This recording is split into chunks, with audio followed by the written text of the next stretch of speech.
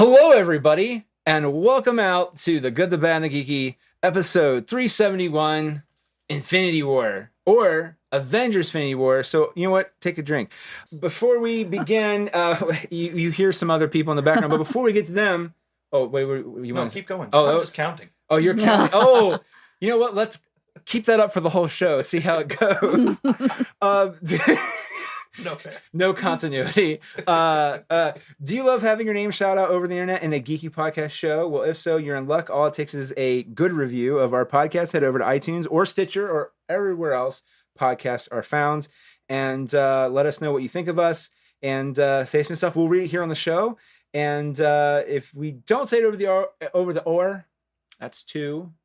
Nick, you're slacking here, buddy. You're slacking. It's two. I know. Well, you're Dick Tracy land right now. That's true. And we're back. Yeah, but if you seriously email me at goodbadgeeky@gmail.com and say, hey, I left your review. You haven't said anything yet on the last few shows. I will be like, oh, mea culpa. And did I say it right? Mea culpa. Mea culpa. Sophia Coppola? Mea culpa. Say Sophia Coppola, mea culpa. I am Steve Rogers. I am Steve. No, isn't it? No, isn't it? God damn it. No, what is it? It's mea culpa? Mea culpa. Mea culpa. God damn it. There's an L in there, though. I just got it in the wrong place. Yes, very good. Yay. Also, in the local Columbus area, if so, I think I have something here in the old capital city of OHIO that I think you'll dig called Theater Roulette. In its 19th year, this is the 19th movie, I think. Wow, it is. Whoa. No. Oh, we got to make sure to remove that part of the future copy to make sure this is even more special. I'm not kidding. I won't do that. That's not fair to Theater Roulette. In its 19th year, Central Ohio's longest running shorts festival, where it presents 3 very distinct nights of new works. The theme this year is past, present, and future, rotating over 3 weekends, accumulating in the final day. Thank you. Final day when all 3 nights of the programming. Showtimes, 8 p.m. except May 26th when they are at 2, 4, and 8 p.m.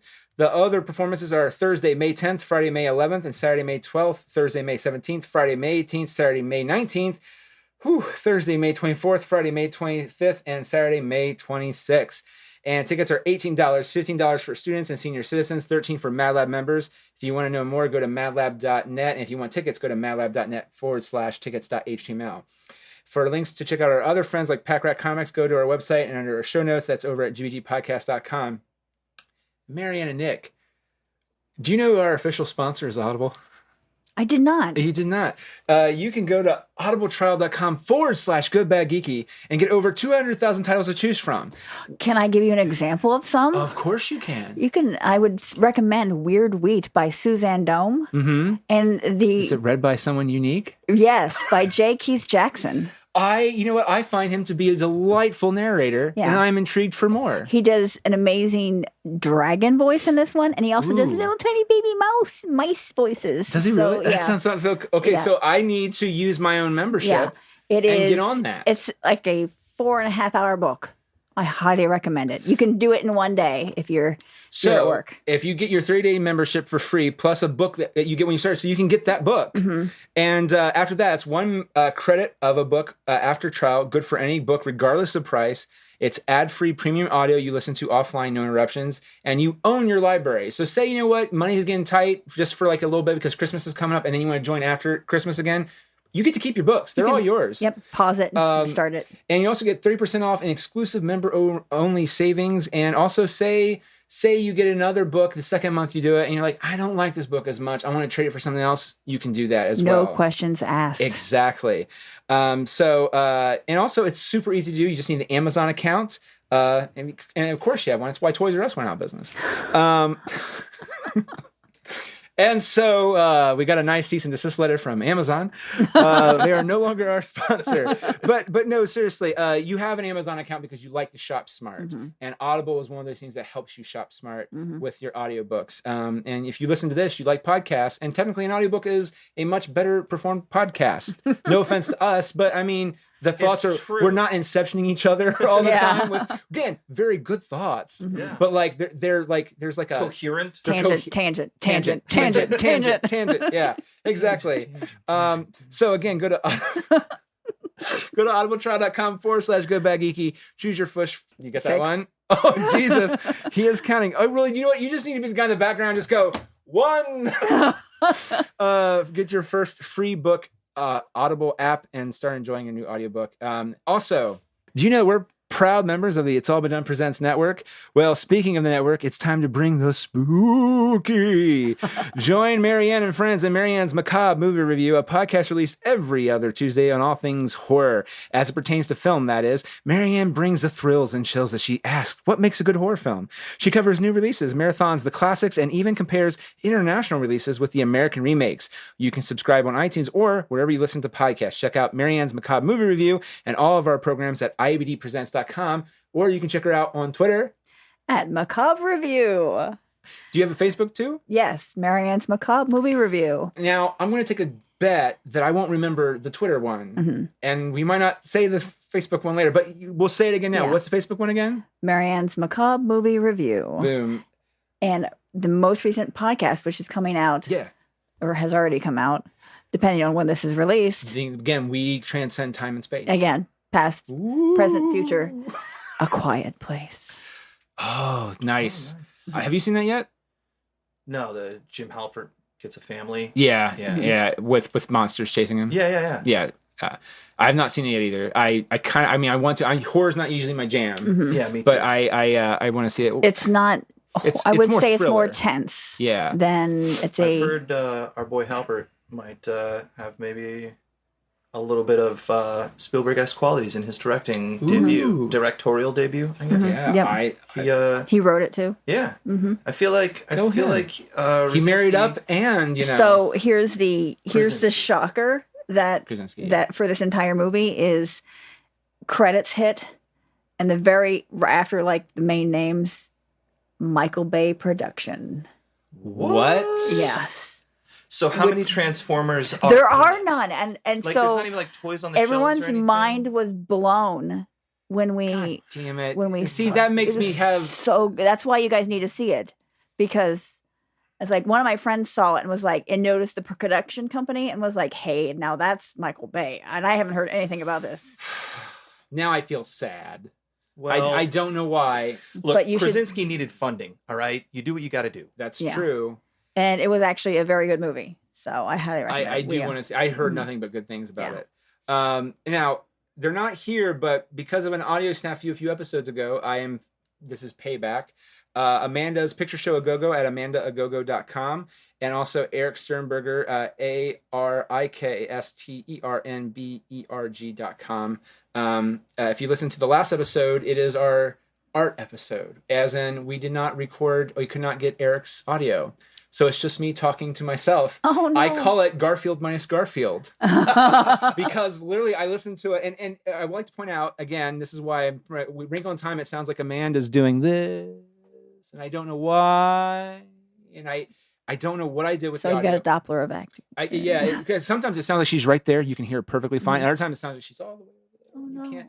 I don't know what happened. So for a few episodes, I'm plugging Amanda's show. And Erik, I don't know. I did like a Skype test call, and it picked it up the test call just fine. And then when I try to record the normal thing, it's just you hear right at the beginning. Well, that's really funny. Nothing. Oh, and then so you just hear me going. So what do you think of the movie?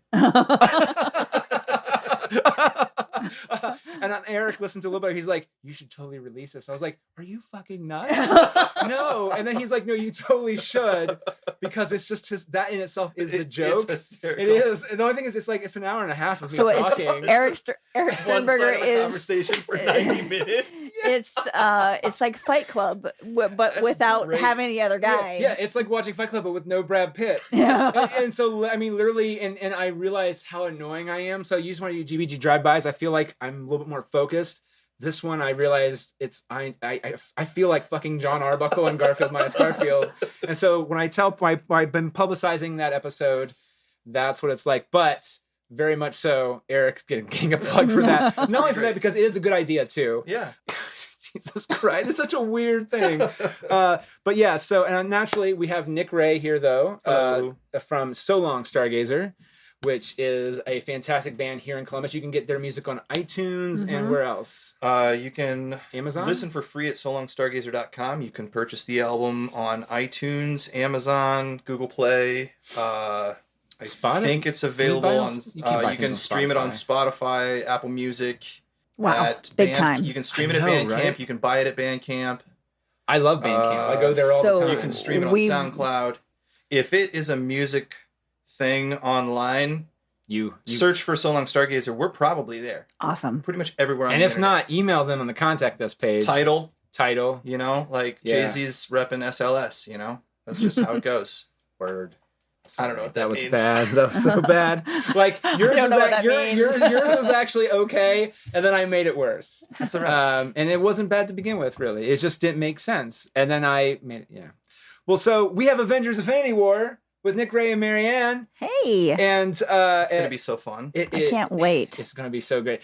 And we have no idea. I have so many thoughts. We have so many thoughts. And you may or may not have a list. I do have a list. Oh my gosh. How did you know that? Almost like a little Marvel Hitler. You have a list. I'm sorry. That was really bad. A list of names. Some really wonky places today, man. No, I just have a list. I have a list of names. So that if you're may on or may not. Oh, well, you should probably say right now. Oh, spoilers.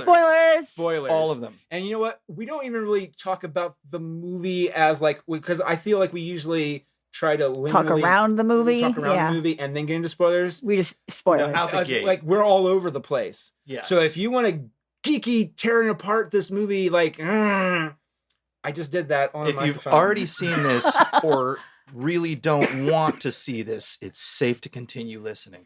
AKA also spoilers. Yeah. With the Red Hulk. Oh, yes. Potential out of movie spoilers. Yes. Out of movie spoilers. Yeah. You know, we break your brain a few times. Yeah. We break our brains a few times. Mm-hmm. And you know what? Because that's what we do here at the Good, the Bad. We provide philosophical arguments about, you know, stuff and things. And things and stuff. A lot of it. Yeah. Oh, yeah. And I will say this, though. We fully support not spoiling this movie, though. So if you're listening to us, make sure you try to respect people around you. I will say this. I don't usually play it out loud. I usually don't say that. But with this case, I really do. I think, and we might talk about this later. We might talk about this later. 7 drinks. You guys should be fucked up by now. And we're only in the intro. And only in the intro. We're doing good. But seriously, I would say the Marvel meme that they started themselves, which is Thanos demand your silence. I believe in that. Yes. And I usually am a guy, for me, myself personally, spoilers don't usually bother me too much. I am so glad I walked in spoiler-free on this one, and I think you should too. So again, be respectful when you listen to this episode with other people you're around. Don't at your friends who haven't seen it yet. Yeah. Now, if you say, hey, you should listen to this podcast because it's a really good dissection of the movie, but make sure you watch the movie first. Yeah. That's cool. But if you say, here's the link, and don't say anything about spoilers, you're a dick. You're a dick. Then, you know, you'll get yours, karma. Yeah. That's right. And you know what? Yeah. You might have a weird purple man with like a nutty chin face. That's what Star-Lord said, right? He's like nuts for a chin or something like that. Yes. Yeah, and he just goes, he'll just, he'll come up at your door and just be like, I guess I'll have to take care of this myself. Yeah. And then he'll beat the shit out of you for spoiling. I'll do this myself. Meanwhile, we tied into Jay and Silent Bob somehow, where we do that song from Jay and Silent Bob Strike Back. What is that? Everyone want to kick some ass. And then they go to every door and beat down fans that did not like Jay and Silent Bob. Yeah. To me, it was like yesterday. So yeah, episode 371, Tangents. That's our title. AKA Avengers Infinity War with Nick and Marianne.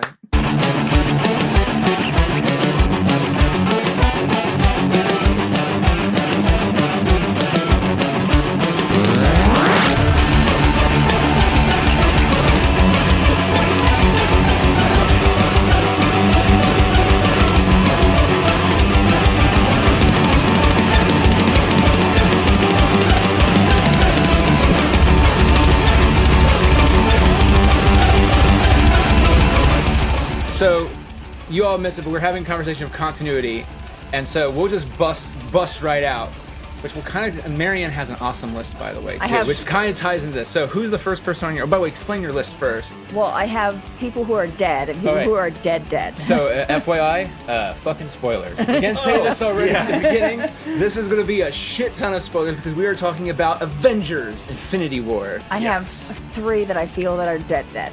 Okay. So. I have Loki. Okay. Hemdall. Yeah. I mean, if you died before the credits even happened, like the opening title, you're probably dead. Yeah, right. Yeah. And you didn't like. Loki did say, "We will walk again in the sun, my brother." And I was like, okay, now you better be dead, or you better have like an immediate like. Something's going to happen. Well, the power of the Infinity Gauntlet. Yeah. Yeah. And then Gamora was the other one that I thought might. Dead. Yeah. Ooh, interesting. Okay. See, but she was on my list too. Here's the thing.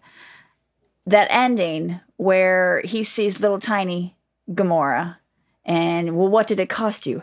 Everything. Yeah. That scene makes me think that this is going to follow kind of the comic books where he says... where he kind of regrets what he's done and kind of sows his own undoing a little bit. So maybe we can use something to bring Gamora back. Yeah.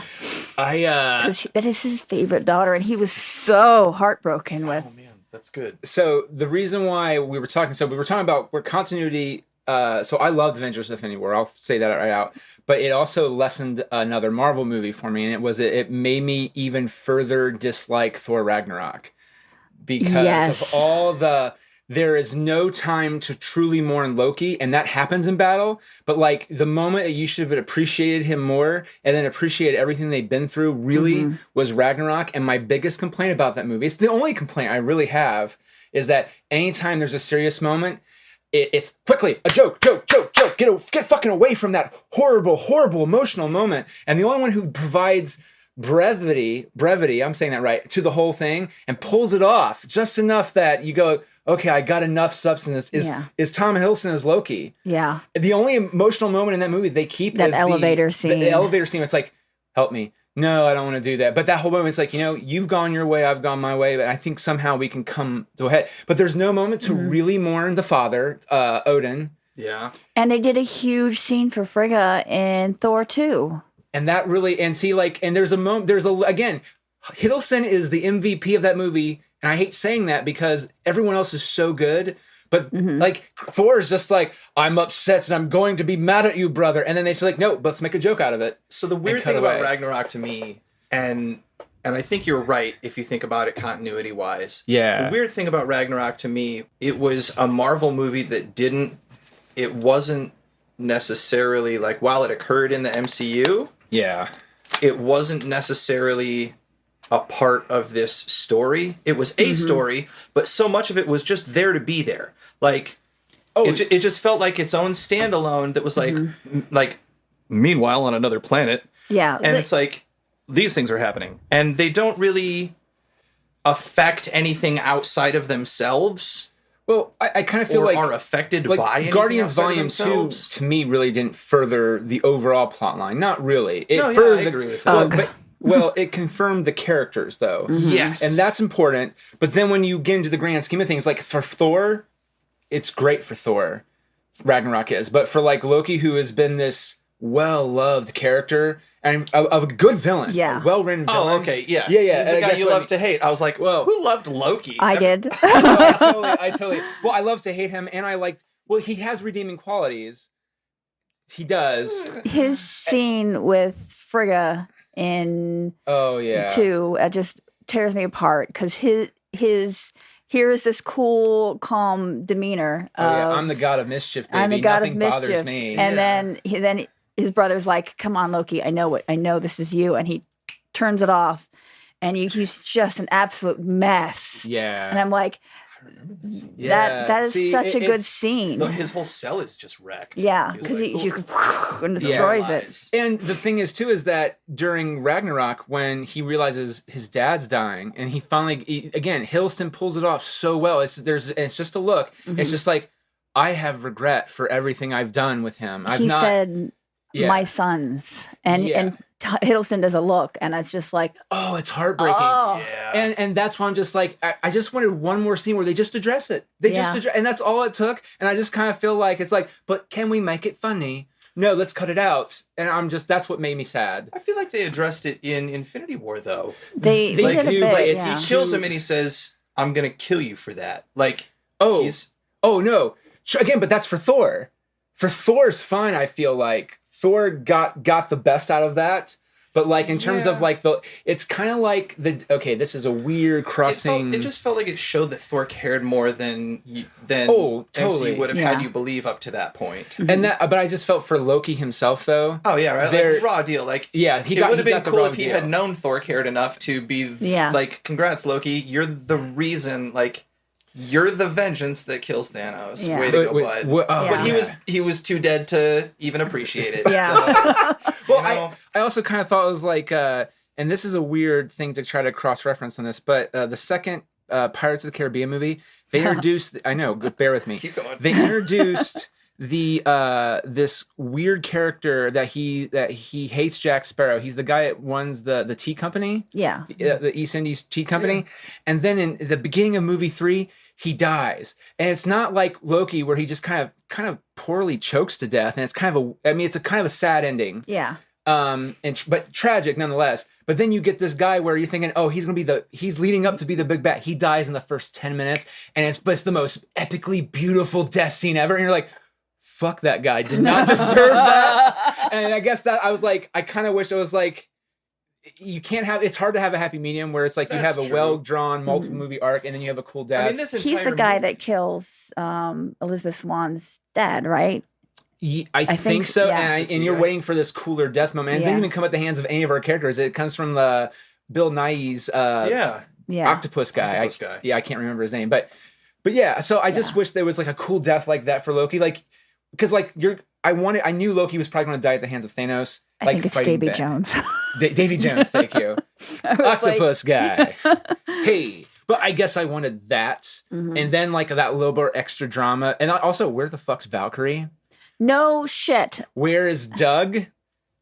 Who forgot Doug? Doug's dead. There's a lot of people. Where the fuck were they?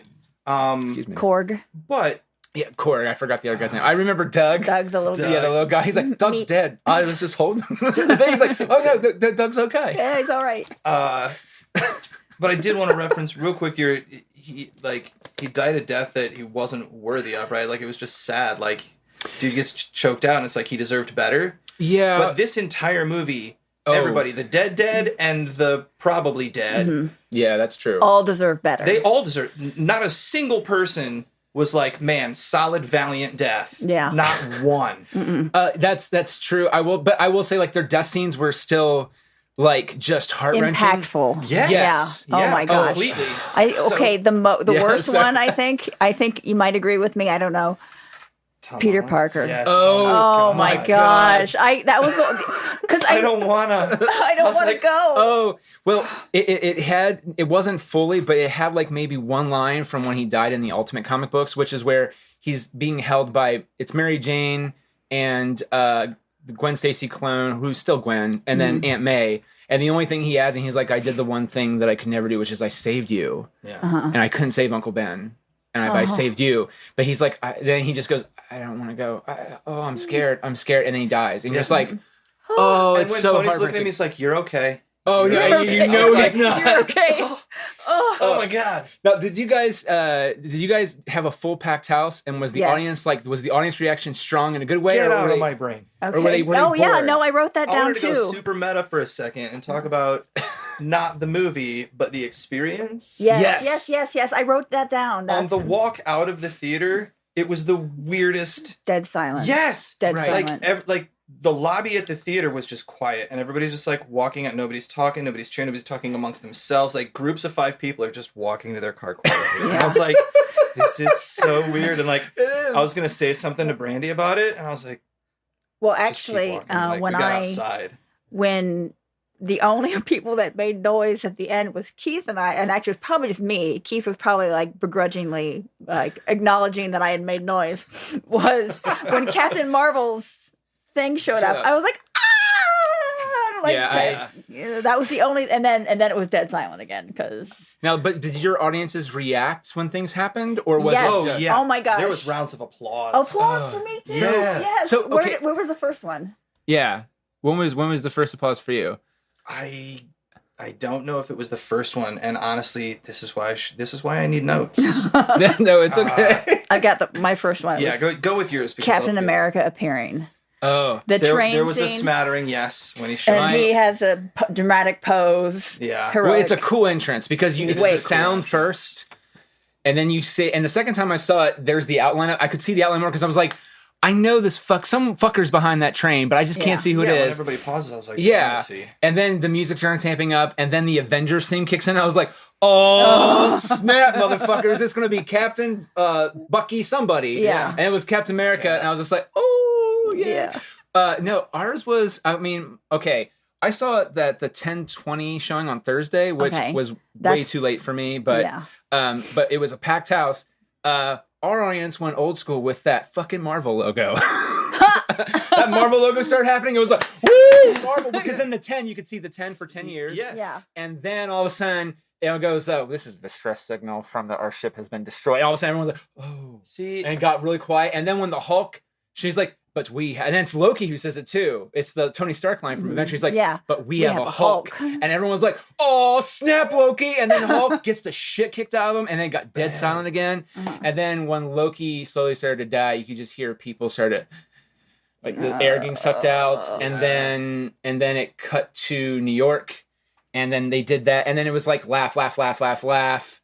And then it cut to, And then I mean, literally, like, I just remember they applauded for everything, which I love that stuff because I feel like I'm in a live show. Yeah. And I'm just like, yes. So like when Spider-Man shows up, like not like in the bus. Yeah. That got laughs and applause. Stan Lee got claps. Yeah, Stan but Lee like got when he claps. saves Tony and Banner, and he just comes around there, he's like, hey, are you guys need some help? Audience lost their shit. Just like, Iron man. Spider got a little smattering. Oh, Yes. Iron Spider for sure. Jesus, yes. Yeah, My dad didn't read any of that, and I was just like, fucking Iron Spider. Yes. Because, the other reaction was T'Challa showing up. Oh my God. Vision stabbing the bad guy. Yeah. And so, not in the theater that I saw, but my coworkers had two different experiences. One when T'Challa died, and the woman screamed, no! Yes. And got up and left. What? She got up and started walking out. She's like, "Nuh-uh, they didn't play him like that." And then, What movie had gone like, and then, so she's walking down the aisle, Falcon, gone. And she's like, no. And she just like walked the rest out of the theater. I mean, there was not a lot of diversity left in that Marvel Cinematic Universe roster. That's true. Like, I think they have 2 girls and even, possibly 3 because of Captain Marvel, but we don't. Her movie's going to take place in the 90s too, so it's not even going to have. So where the fuck is she? That's what I want to know. So we have. I'm guessing she's on the Sword Station up in space. So we hope. I hope. I also hope that on the Sword Station is the one dude from Guardians. I can't think of his name. I can't think of his name right now. He's going to be, I think, another thing, but the Agent Coulson of. They said he was going to be the Agent Coulson of Sword. O'Reilly. He was in Step Brothers. I can't think of his name right now. He's like Wreck-It Ralph. John C. Reilly. The Nova guy. Yeah, the Nova guy. But also, let's pour one out for the whole planet of Xandar. Man, right? Fucking dead. They're dead. Oh, yeah. I forgot to add that one down. So, all the Nova Corps gone. Which means, like, how the fuck are they going to do Nova? Because they're now amping talks up to do Nova. And I'm like, well, how are you going to fucking do that? And that's dead. That's not snap of your fingers. Not like that's the obliterated a planet. Like, oh, jeez. So yeah, sorry, who do you have next? So much death. Who we have left is, for the women, we have Nebula and Black Widow. Yeah. Scarlet Witch is dead. Oh, what about Black Panther's right hand man? She doesn't have power. Yeah. She's not a superhero, but well, neither is cool. Black Widow really either. Well, sorry. Yes, she is. She's an Avenger. Yeah, I mean, she's an Avenger. Yeah, she's. I'm sorry. That's where I just get like it's like Black you Widow call is less Batman a superhero? He's a superhero. He's a superhero, but like if I really had to go Superman or him, you're a hero. Well, you're not super. Well, you could. You're smart. You could say his superpower is his detective, his brain. He is the world's greatest detective. Ding, ding, ding. But and a ninja. Yes. Yeah. God damn it. Well, went to Nam de Bar Pot for all that training. Yeah. I will say Casey May, who's not here sadly, but I was listening to him on Today's the Day a little bit, and one of the things that I never thought of before is that in the comic books, Doctor Strange has had years of training, and he only had a month in the movie, and I'm just like. Oh, yeah. Now, granted, you could use the Eye of whatever it is. Agamotto, and just constantly, train yourself for years. Well, and he's been using his astral form to study while he's asleep. He's like, I can just do this all the time. Yeah. That's true. Okay, you know what? I forgot that. So technically, that does count. Okay, you know what? I take back some of my criticism, because I was like, I never thought of that shit before. Yeah, he didn't need to use the Eye, but he did do basically 24/7 training for however long he was there. And I think it was supposed to be longer than a month. Like, he was there for longer than... Okay. Sorry. So who else did you have there? So with Dead, we have Bucky, Falcon, Scarlet Witch, Vision. Those are the Avengers. Yep. Then we have Peter Quill for Guardians of the Galaxy. I love that too. He's like, oh no. It's like, oh man. Groot, Drax, and Mantis. So that's almost all of the Guardians of the Galaxy. Who made it? Rocket and Nebula. That's basically the Guardians are gone. But I kind of feel like those are the best. Well, Nebula is tied to Thanos, and thus Gamora more, and that's completely unresolved. But Rocket, I feel, is the more emotional. Well, I've always said this before. He's the better one to stay around anyway, because, again, if you haven't seen any of the other movies, but if you've seen all of them, it's like, no, it fits in his character that he would be the last one standing, because he lost everything that was keeping him kind of on the right path. So we'll see how that goes. And Parker killed me, but the second time I saw it, Groot dying killed me too, because it's like almost the only real moment he has with an adult figure. He's like, I am Groot. Like, I don't want it. What's happening? And he's like, oh, no. Yeah. It's like, I just got you back. Oh, Jesus. Sorry. What else? So they have Doctor Strange, Spider-Man, T'Challa, Ton of Jabari, Nick Fury, and Maria Hill. Oh, wait a minute. Who's the other one? Sparkles? Ton of the Jabari. M'Baku's tribe. Oh, okay. When they showed it, I was like, why are all the Jabari leaving? Getting dusted. Yeah. I never noticed it was all of them except for him. I thought it was... M'Baku was still there. Yeah, he was. Because he was standing around looking at all his people leave. I didn't see too many of the other tribes. Was like... Yeah, I didn't see many of the other tribes getting poofed. That's true. A lot of the Kingsguard were still kind of there. Yes. Because Oyoke was still there, and she's the one that had an honest reaction to T'Challa just going... Well, because he was like, this is no time for a general to be down. And then it's like...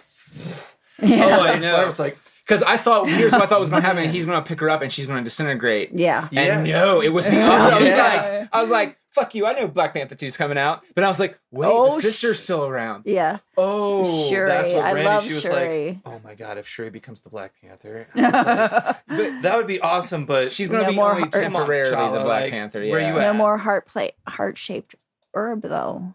Because Killmonger killed him. Yeah, burned it all. Oh, okay, so I have a theory, man. And I'm going to blow your brains, man, because, so if you watch the trailer, which I know you might not have because of Keith, for Infinity War. Have you seen the trailer? I've seen some of them. So you know the one shot, well, it's kind of in every shot where it shows them all rallying into battle? Yeah. So... The picture you have, the screen grab for this. Yeah, okay, actually, yeah. So we have a private Facebook group so we can schedule these things. And I try to post pictures with it because it just looks colorful. But actually in that, there are things that are wrong. Ooh. Wait, hold on. I'm sorry. Yeah, so, I'll get there. The Incredible Hulk. Yes. Wrong. Hulkbuster is in the thing. Yes, but not the Hulk. Also, Killmonger. Yes. What? Oh, yeah. Also, Tony Stark. Iron Man is not there. Iron Man is on another planet. See, I don't remember. Yeah. Oh, shit. Yeah. See, so I got really... at least a half a dozen things wrong with that picture. So you might have to do view pinned posts. That's the weird thing about the group that I don't always love, is that whatever the most recent one is, I feel like it should just show... chronologically. Yeah. Oh, there's the Hulk. All right. Killmonger is right there. Oh my gosh. Is that Killmonger or is that... Oh, they said that's Killmonger. Really? Now, see, there's another person in the same thing. I think that's one of M'Baku's people. Well, but also Hulk isn't there. That's White Wolf. That's Bucky right there. Yeah, you can see his arm. Yeah. Tony Stark wasn't there. Black Panther ran out ahead of Falcon. Cap. Oh yeah. Now is that Iron Man or is that War Machine? That's War Machine. Oh, That's he War was Machine. there. Yeah. The colors looked red to me, but you're right. Yeah. Well, his eyes are glowing red. But okay, but I saw that and I was just like, so okay, man, I'm gonna blow your brains out, man. I think the 4 is gonna be a fucking time travel alternate reality movie. 4? 4, Avengers 4. Okay, do you want to hear my theory? Yes.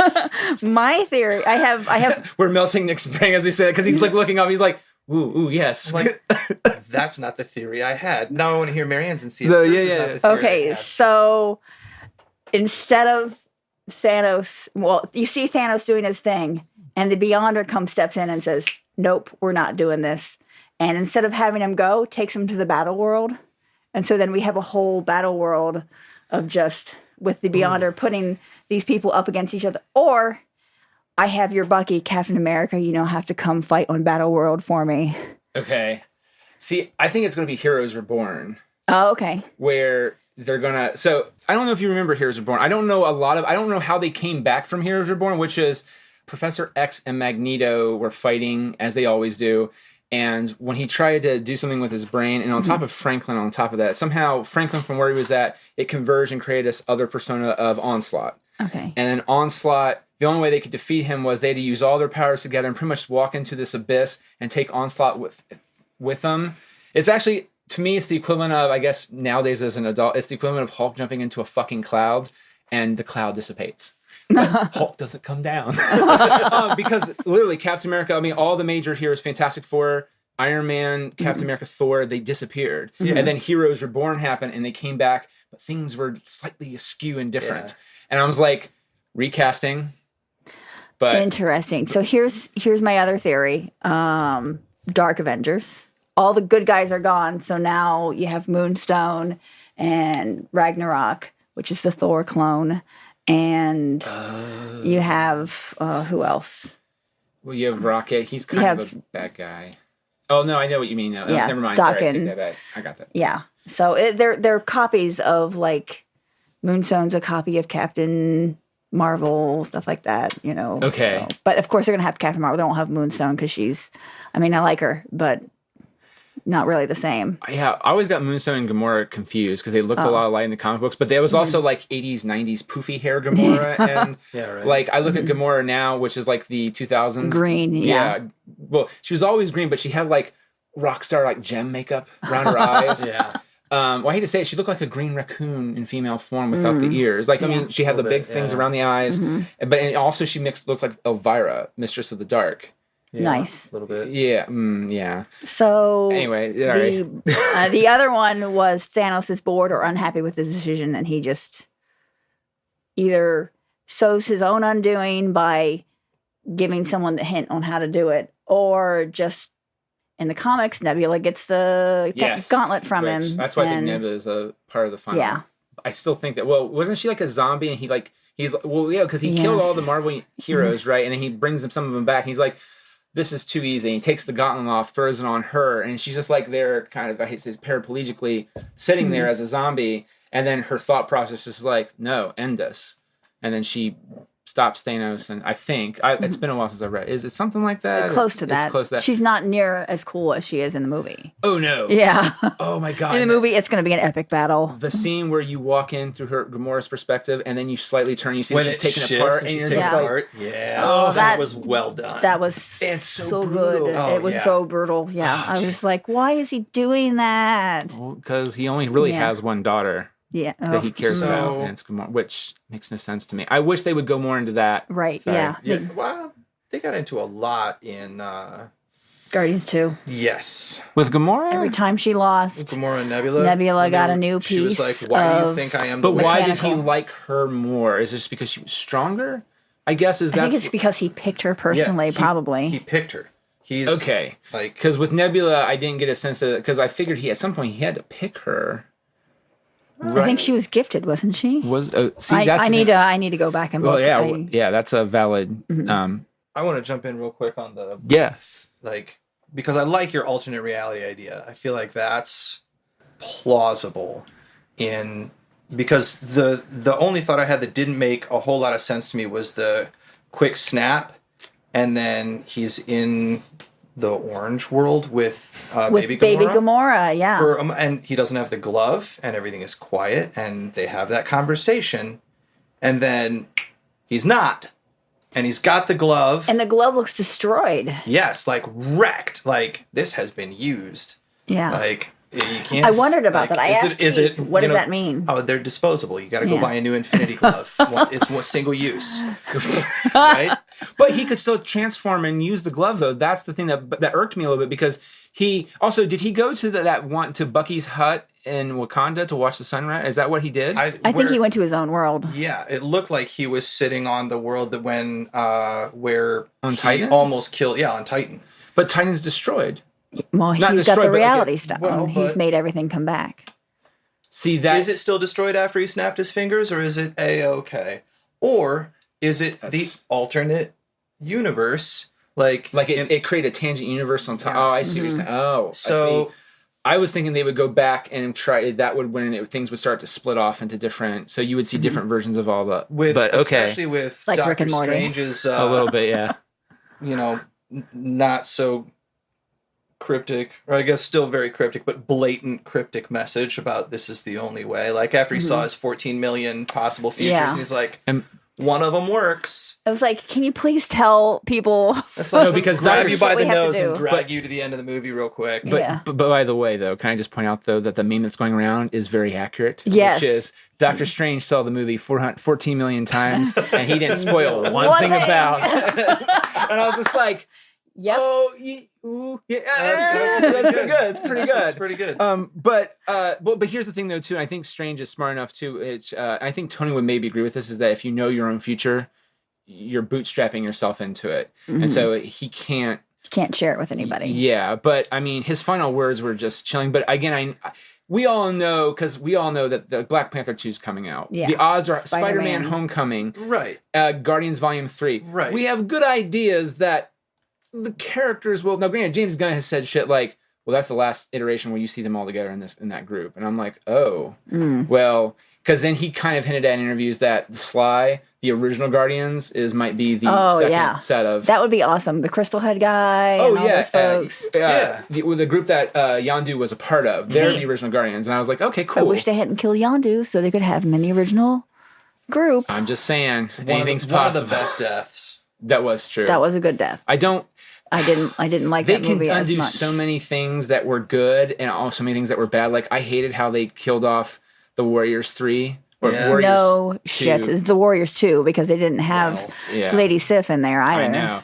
Well, but I'm saying, like, what happened to Valkyrie if she died? Well, that sucks. They need to bring her. But what happened to Ant-Man? Well, they mentioned it slightly, but it's called. There's an Ant-Man, there's an Ant-Anna spider. Yeah. Yeah. Well, they guess like, where's Clint and Scott? It's like, well, Clint took a deal, so him and his wife are out wherever, and so did Scott, but he's stuck in San Francisco. And it's like, there's an Ant-Man now. There's two of them, and I was like, wait, so it's kind of clever because it's like, where the fuck is Ant-Man? Yeah. What's he doing? Find out in Ant-Man and the Wasp. Right. But do you think the Ant-Man and Wasp is going to be wheeled back to like right after Civil War? I mean, I don't know. I bet they're gonna. But it's gonna be like right after because I think it's gonna be happening right before because the movie will probably end with him watching shit unfold on TV. That's the only thing I could think of, which is we save the day, go team us, and then that's gonna happen. No. Side note: do we know who the villain is in Ant-Man? It's a guy. I think it's called the Ghost. The last time I saw him was in Spider-Man. Dan Slott wrote him into Spider-Man. It's just he's technically like the black. Not Black Cat, Silver Sable, but of tech. So he can phase in and out of things like Vision can, but he's like a tech guy. That sounds so cool. Technical espionage. Dear God, brain, no worky. Take a drink. I haven't done that yet, so good for me. There you go. Yeah, Vision was my other dead. Oh yeah, because he wasn't. Oof. I thought so too, but when he turned into the pure white version of Vision and his eyes looked like Vision from the comic book where he looked like the pure white version, gray white, I was like, that's why I was like... I just took it as like all the color drained out of him and so he's... Well, because he's dead. Yeah. But Shuri... But robots aren't alive, and Vision could totally just be. And Shuri did do a full diagnostic scan. She did. And she's not dead that we've just seen. re-downloaded it. She also. That would be really good. But I need Wanda to be back. I want that. I want them to get married. That was just so like good. in the comics. See, a lot of people. So Casey is not a fan of Age of Ultron, and as the more time goes on, I appreciate Age of Ultron even more than I did, and I supported that movie. I fight for it. Yeah. It does have a lot of it suffers from Ultron is not here long enough problem, which is he's such a good villain that by the time it gets around, you're just like, I kind of wish we had more of you, bro. Like Loki. Loki's been around for a long time, and that's how he went out. But like, damn. Now, granted, I also like too that Ultron is still in Vision, and I was like, so he can come back. Yeah, and everybody can come back. That's true. He's like Red Skull. Oh my gosh, Red Skull! So now that the soul crystal's gone, is he free released? From his curse? I want him back. Maybe. And because did you think for a second that Robert Redford might have been Red Skull? No. Oh, I totally did. Really? Yes, totally did. Why? Robert Redford? Why? Because that's what happened in the comic books. Is that he was this other guy manipulating things behind the scenes, and then, kinda. He was mentally in his head because I think his body got. I don't know. That part's stupid. But I was like, but wouldn't it have been cool like if he would have sat there and been alive the whole time? Oh yeah. And then he just ripped his mask off. You're like, it's like Scooby-Doo, Red Skull. but also I was like, and you got fucking Robert Redford to do it, and he's too old enough. He ain't gonna put that makeup on, so you just put some dots on his face and have Robert Redford act the fuck out of that. And I was like, beautiful. And then they didn't, and I'm like, okay, that's good too. He's just Hydra. He likes Red Skull, and that's okay. It made me sad, but then when he showed up, and I was like, it sounds like the dude. I can't think of the guy from Lord of the Rings. Yeah, Agent Smith. Yeah. Hugo Weaving. Yeah, Hugo Weaving. And you know who it is, though? It's not him. I know. I looked it up. It's the strangest one. If you ever watch The Walking Dead, he is Aaron. What? Now, one of the things he does on Talking Dead is that he likes to do impressions. And I think the Russo brothers. Why couldn't they just get Hugo Weaving to come back for so many lines? He to shoot a couple scenes. Okay. Was he busy? What's he doing? He didn't like doing the first one, and that's one of the reasons why he never came back. Aw. He just I probably didn't like makeup, maybe. It's kind of the makeup thing, but and then I think a year or two ago, he's like, I would love to maybe revisit that. I think time has gone by, and I think there's maybe a different way to do it. And I was just like, because money. Yeah, I'm saying. But then I was like, are they going to pay him a lot of money to come back for something he hates doing? He came out against the studio saying, I don't like doing it. I probably won't do it anymore. Yeah. It's like, I know, which is heartbreaking. I bet he has kids, and his kids were like, what the heck are you doing? Jesus. I'm sorry. You always need your kid at some point like, Dad.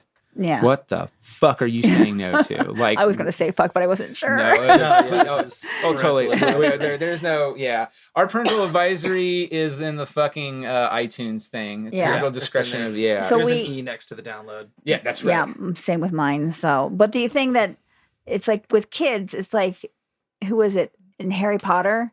They had Sirius Black came back. Gary Oldman was like, I'm only doing this for a paycheck. I was like, shut up. But he's so good at But Professor Trelawney was like, which one's Trelawney again? I'm sorry. That's Emma. Oh, Emma Watson? No, Emma Thompson. Emma Thompson. There's so many Emmas. Because so many Emmas. She was offered the role. And she was like, I don't know if I'm going to do it. And her daughter and her granddaughter were like, Mom, you got to do this. It's the best thing in the world. And so they convinced her to do it, and she loved it. That and Kenneth Branagh was the director for that one, I think. Yeah, so. right. Well, a lot of people shit on Kenneth Branagh's Thor, but I was like, dude, you gave us Loki, you gave us Hemsworth, yes. You gave us these guys. I'm just saying, get the fuck off Kenneth Branagh's back. No, he's great. Yeah, no. You done right, son. Even though...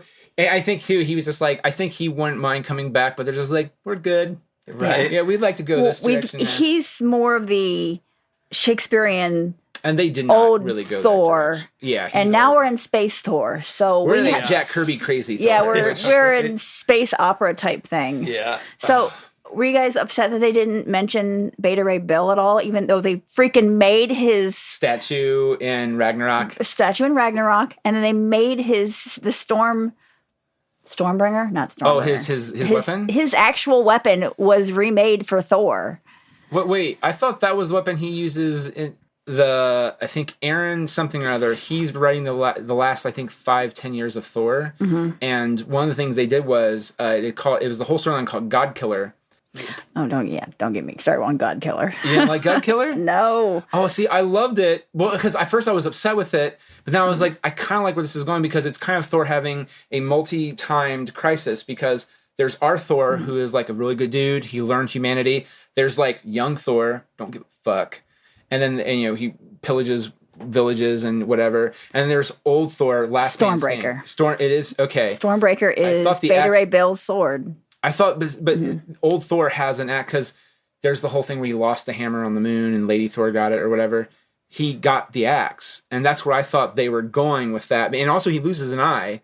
I think the God Killer rips his eye out at one point too, after he loses the hammer. So I thought, oh, they're going in this direction. I didn't know that was Red Bill's shit. Yeah, that's why I was like, we're not even going to mention that you just happen to have another thing made there already. You don't need Idris Elba anymore because that could possibly channel the Bifrost, but it does. Yeah. By the way, just in case. Yeah. And by the way, that got a huge on the opening night. Oh yes, when there was like one or two people that stood up and like cheered. And it was just like that was one of the big applauses when Thor shows up to the fight. Everybody was, and you're kind of in the back of your mind you're waiting for it, but then when it does happen, you're just like, yeah. I wasn't even expecting. I was so in the moment that I wasn't. I was like, what's happening next? And I think it's the second time it became a little more apparent to me because it's like they're down. Mm-hmm. They're like Captain America is down. Something's got to come in to like give them like one little minute of hope. And you're like, it's not a minute of hope. It's a whole fuckload of hope. Yeah. Right? And it's all with that fucking God of Thunder, which was so good. I mean, he was taking down every fucking ship. Yes. Oh, man. Oh, that was so good. It was. It didn't pass the Bechdel test till all the way towards the end. The fight with Proxima Midnight, Scarlet Witch, Black Widow, and Oyoke. I was like, what the heck? But it's still we had women together in so many different scenes. Mm-hmm. Like Thor Ragnarok didn't pass the Bechdel test. Oh, they had two women and they were talking about Thor through not the Collector, the Grandmaster. Yeah, I was like, are you kidding me? Yeah, so no, I really don't go in to expect them to ever, which makes me sad. Yeah, they'll never. The fact that we did pass the Bechdel test on this, I am very surprised on. Yeah. Well, I do that in all the movies. Well, you should. Yeah. No. I mean, you really should. I'm also a white male, so I'm very privileged in that regard to not have to worry about that. So when I walk into that, I don't. Nick, what were you gonna say, man? Because I know you were pinning something. I don't know. Oh no! And just like that. All right, so I will say this. I did have a problem with the movie, and it's the only problem I have with this movie. Mm-hmm. And which is, it doesn't work as a standalone movie. Oh, well, there's no way that's a problem. Well, I know that, but there's a part of me that wishes that if you would have added like an extra 10 minutes to the movie, it would have been 3 hours. I'm fine with that. I'm fine with that too, but we're fans. You would have needed to add an extra hour and a half. Not necessarily. Yeah. Well, I guess I would have maybe. Oh, actually, not even that. Just maybe one scene. Really, it's just because Thanos is very clearly the good guy in this movie. He's not really, but he is. I felt sympathetic for him. I did like him. There were times where I was like, huh, but then that was just because he was such a good actor and had such pull of emotions. So I went in expecting to hate Thanos this entire time, and he acted the shit out of the scene with Gamora for the Hope. The Soul Stone scene. I was like, oh. Damn. And you know the even the stuff with the blade. And like the whole perfectly balanced blade. Oh, and then he just cute. turned her face when she goes to look, and he's like, no. Right look right here. Isn't this neat? Yeah. I guess they could have made it more of a standalone film. Yeah, they could have. I really do, because All you gotta do is What scene? Give me a scene. You just need to. No, well, no. You just give need me the 10-minute scene. Okay, it's just you make it about Thanos. You make it a little bit more from his perspective and not our heroes, and then you switch perspective because by default we're already rooting for the heroes. But it's very clear. Like if you watch the end of that movie, at the very end of the movie they could have said during the credits, Captain America and these heroes will return. But they don't give a fuck. No, they're like Thanos will return. Yep. And that means Thanos is the hero of our story. And if you read the Infinity War stuff, he kind of is. He's the tragic. He really kind of. It's bizarre. Jim Stalin has this. It's bizarre.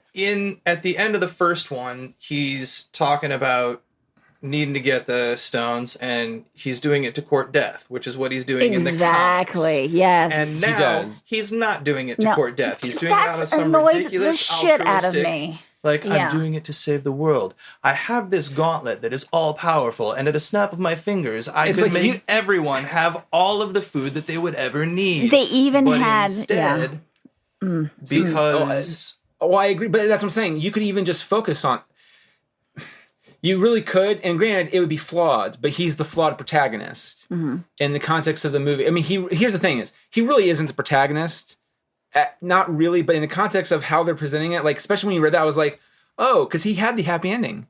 Yeah. He got that moment at the end where he sat down and he just I got what I wanted. I done good. I defeated the villains. Yeah. I see. And, I did not think that was he was that happy. The villains. He sat down and he has accomplished his goal. Yeah. And he was like, look, like even when he was gonna kill Tony Stark before Doctor Strange was like, hey, spare him. He was like, it's a shame. I liked you. I hope people to be alive. I hope they remember you. Like for you because you battled well. Yeah, he's like I respect you. I think you're it's a shame. You're an all right guy, but you're pretty good. And I got to kill half of life, and I'm sure a lot of them were good. But it's the cost of doing business. I guess I still feel like as a writer, there is a way to make that work.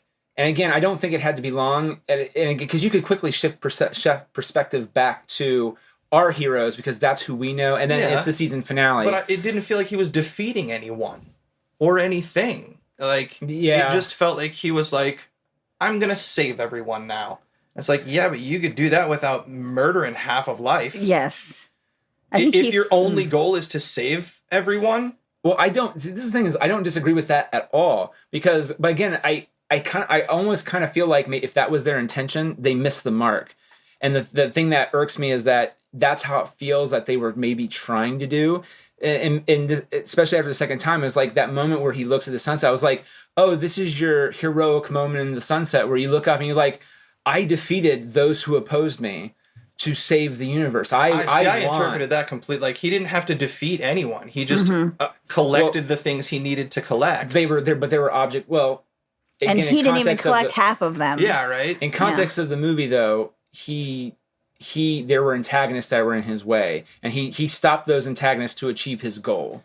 And that's what happens in a movie, technically. You have the protagonist and the antagonist. They are conflicting opinions and sides, and also different goals, usually. Or if they're after the MacGuffin, they want to use it for very different things. Sure. In the hero's case, they just want to stop the MacGuffin from ever being used or collected. And you're right. Thanos is he kind of stole shit. I just wish he had a better reason besides helping. I agree. Or just even showing that, like, let's show Titan fall. Because to me, I just go, there could have been another way around this. I feel like that's kind of a plot hole. I mean, they showed wrecked Titan, but again, he could have just been like, Titan. Yep. He's got the Infinity Gauntlet. I agree. Like, I want a motivation for Thanos that's not as altruistic. So, there's a reason why I bring this up, but like, have you ever seen Finding Forrester? No. There's a moment at the end where the whole point is that this kid can write. Okay. He is a thug, supposedly, to other people in the school, but not to Forrester. This one-hit wonder writer, Wonderkin, and then he disappeared, became a hermit. But he found this kid for whatever means, and so he's been helping him write. And he writes this short story, and he borrowed, like, I think a sentence or a paragraph from his short story, and so he stole it. Expanded on it. Yeah, expanded on it. And so he submitted it. So that's where the whole conflict of the thing comes in. And he shows up at the end, and he goes, he did write that, and I gave him permission to it. And then he starts reading it, but then it becomes like a montage, and you never hear what the fucking essay is. Oh. Exactly. And I'm just like, if he's that good, let's hear how good it is. Yeah. Because here's the thing: you've bought That's all a that cheap goodwill. Way out, I think. You've bought all that goodwill up to that point. That even if it wasn't the greatest thing since sliced bread, I've been like, you know what? I feel that. You show me this kid's journey. You show me where his heart's at, his head is, and you see all the interactions with all these people and how he cares about them. I would have bought it. Even if it could have maybe made the movie bad, I would have bought it. And they didn't. That's the only thing I hate about that movie. And I feel it's the same way. It's like, it's the same argument with Titan. They don't expand, because I just think there are multiple ways around this. You could work with other planets. You could show me how Titan fails at this and why that applies to the universe. Because it's not like Ego where you fuck crazy, son. Well, yeah, but I mean, I liked that about it. Like, I thought it was more plausible. Like, to make Thanos altruistic to me is counterintuitive. Yeah, so I pulled up the thing that the other says at the, like, in the stinger in Avengers. Yes. Yeah. So he says, humans, they are not cowering wretches that we were promised. They are unruly, therefore cannot be ruled.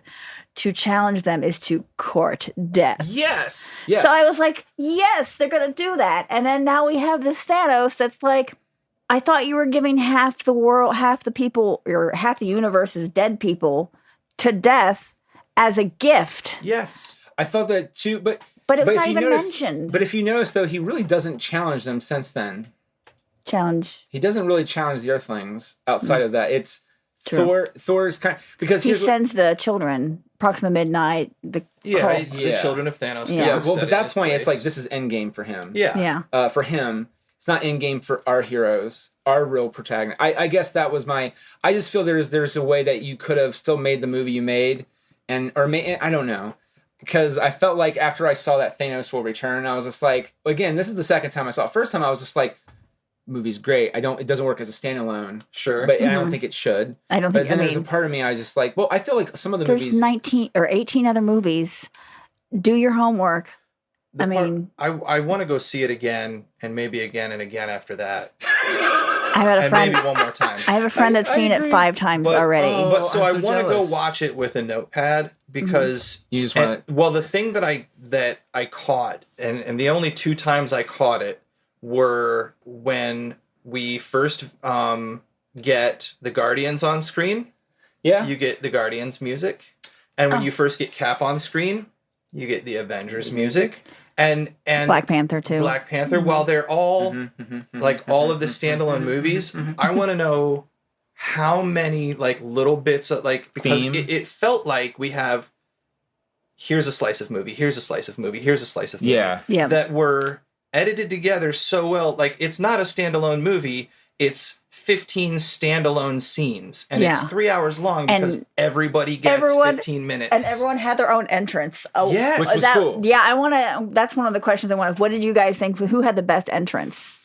God damn it, Marianne. Okay, as a guy who loves music, I'm gonna go with the Guardians. Because Mr. Rubber Band Man, it was one of my favorites. Mr. Rubber Band Man was so. I was like, when they're all singing. Yeah, when it cuts to Drax and he's passed out and Gamora's singing, I was like, they're all on board. I will say, I do think it's weird, and apparently James Gunn helped rewrite those scenes and chose the song. Yeah, he had control over it, which I thought was awesome, because I thought maybe the Russos just did whatever, and he just goes, "I think that what you did was okay." No, he actually let's rewrite that and choose this song. I thought it was weird that Rocket was yawning to an extent, because Rocket is really the one that super loves the music. Yeah. On top of Star-Lord, and he was kind of, or maybe he just didn't like the song. Yeah. Also, second time I saw it, because first time I saw it, Grush is back there playing his video games. Second time I watched it, his foot's he's tapping along. Oh yeah. So he is engaged. Yes. Yeah. It's just he's moody teenager. Yeah, engaged. he's a moody teenager, but he's still in it. I love his little eye rolls in it. Yes. They were so subtle. I am Groot. Groot. Yeah, that was like, so the acorn's on you since you became a sapling. Yeah, right. I loved that Thor could speak Groot. Yes, it was an elective. You speak Groot. But it's like, yes, music, rabbits, I do. Yes. Oh, the rabbit. Oh my gosh. The music and the writing. And I don't know if it was just because James Gunn took over that little bit of it. Yeah. But each chunk felt distinct enough, like in its little bubble of movie. Yeah. Yes, definitely. the scene with at the beginning with Doctor Strange when they're in the house. I think that was one of my favorites. When Thor Hulk, crashes down? No. Or Thor, not when Thor. Hulk Wow, sorry. crashes down. I knew what I was saying. Yeah. But I wasn't Hear what I mean, not what I say. Hear what I mean. Said. Hear what I mean, not what I say. So, Big huge. yeah. It's, but that, and the dialogue, like, all of it was, it felt like a scene out of the Doctor Strange movie, right? Yeah. And so when you get to the bits that it feels like all of the individual writers were like, all right, I need the 15 of you to sit down and work together. Right. And they're all like, no. They're like, then I need you to come in afterwards and just tweak things for me, okay? Well, the great thing is, too, is the Russo brothers, at least with Captain America and Civil War, had those main characters kind of not pretty Black well Panther fleshed necessarily, out. but I would say they had their others in lock. Yes. Bucky, Natasha, yeah.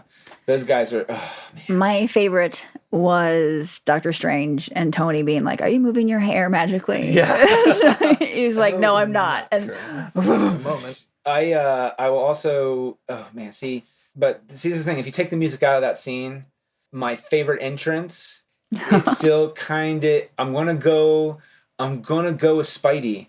I'm talking about Spider-Man, not Peter Parker. But okay, Spidey. and when he shows up to save Doctor Strange and Tony. One of my favorite things in the 90s growing up is that Spider-Man had any problem he couldn't figure out, which was a lot during the 90s. Yeah. Maximum Carnage and all that shit. God. And the Infinity War, the actual Infinity War, where clones of...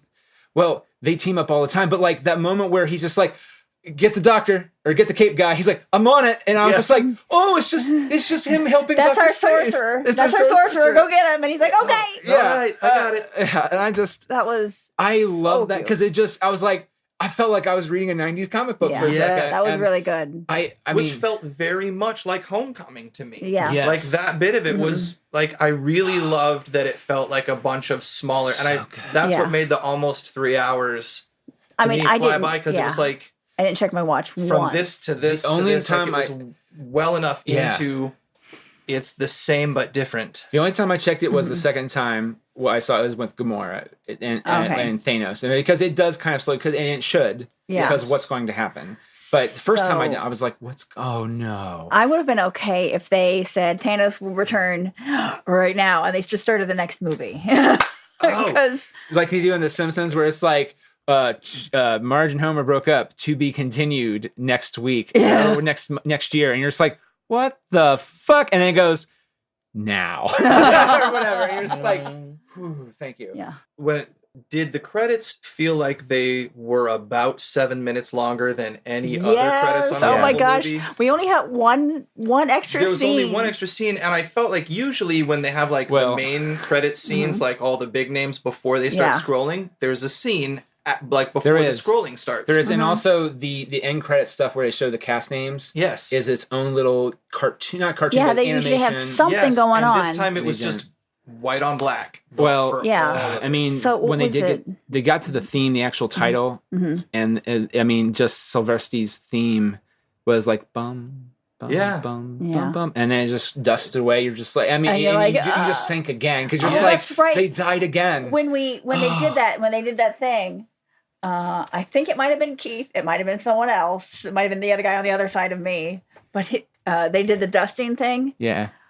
What the fuck? I was like, my first, because who was the first to go? Was it T'Challa?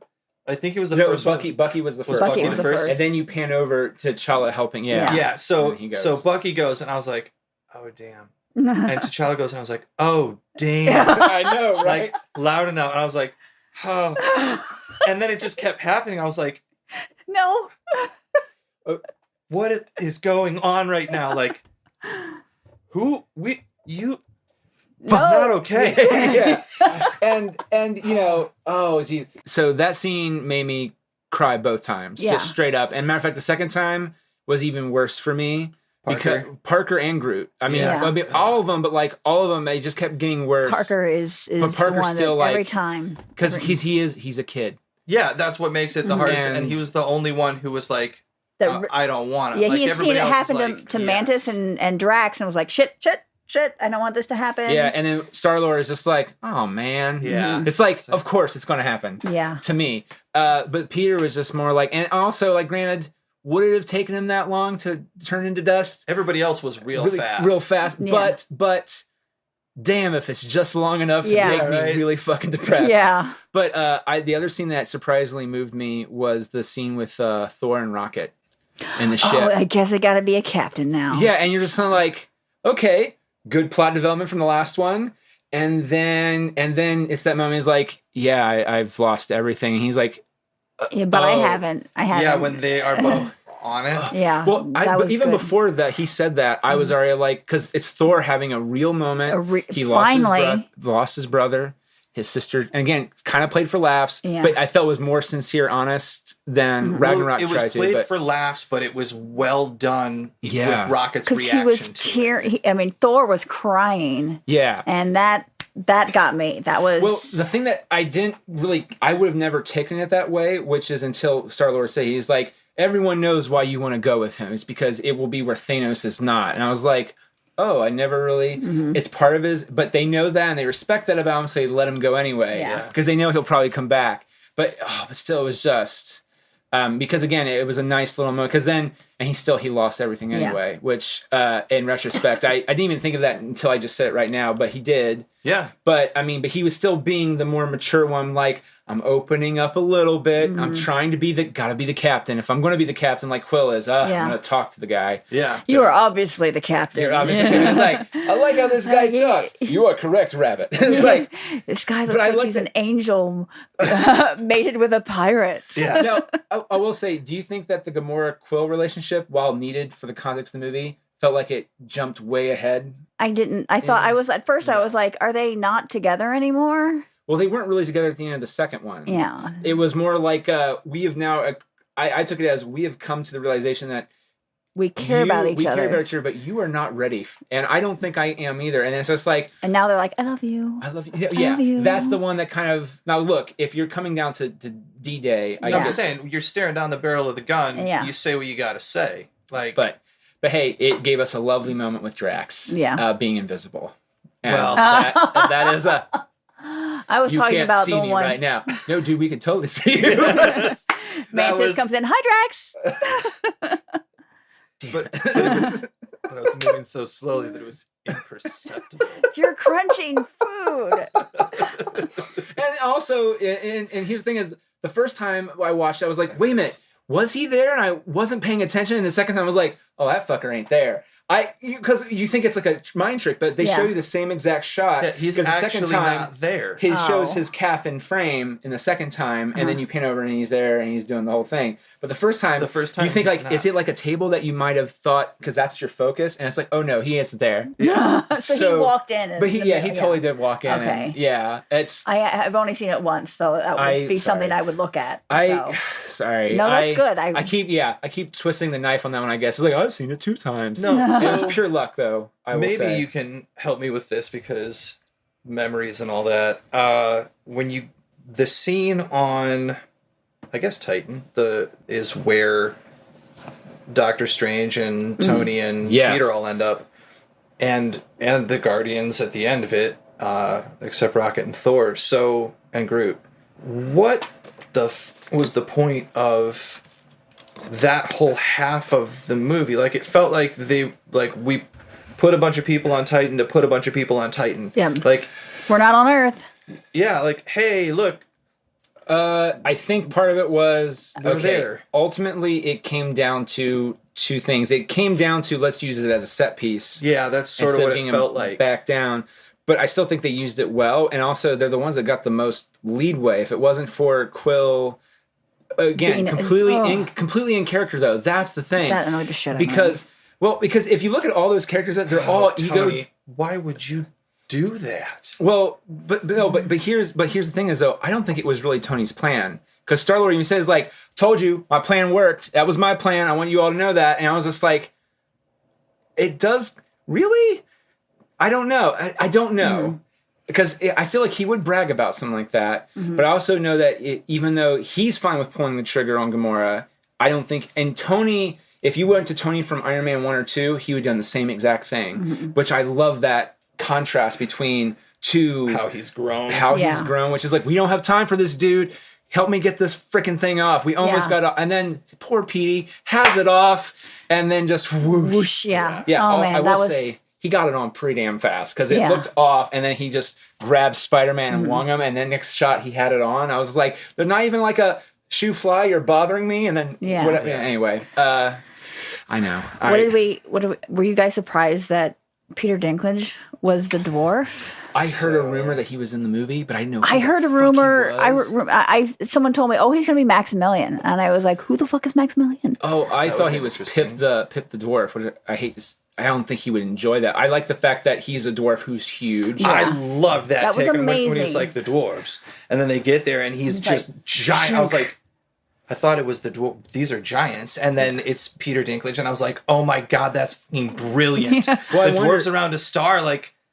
It's all relative, right? Like, I wonder what are the if creatures it's like that you're dwarves too. Like, Galactus, yes, the real Galactus, or the like Nowhere, the giants, Celestials. There you go, Celestials. Yeah, those are some big. Right. I was like, Jesus. We're inside their head, and that's it. Okay. So is the Collector dead? I'm sure he's dead. Oh yeah.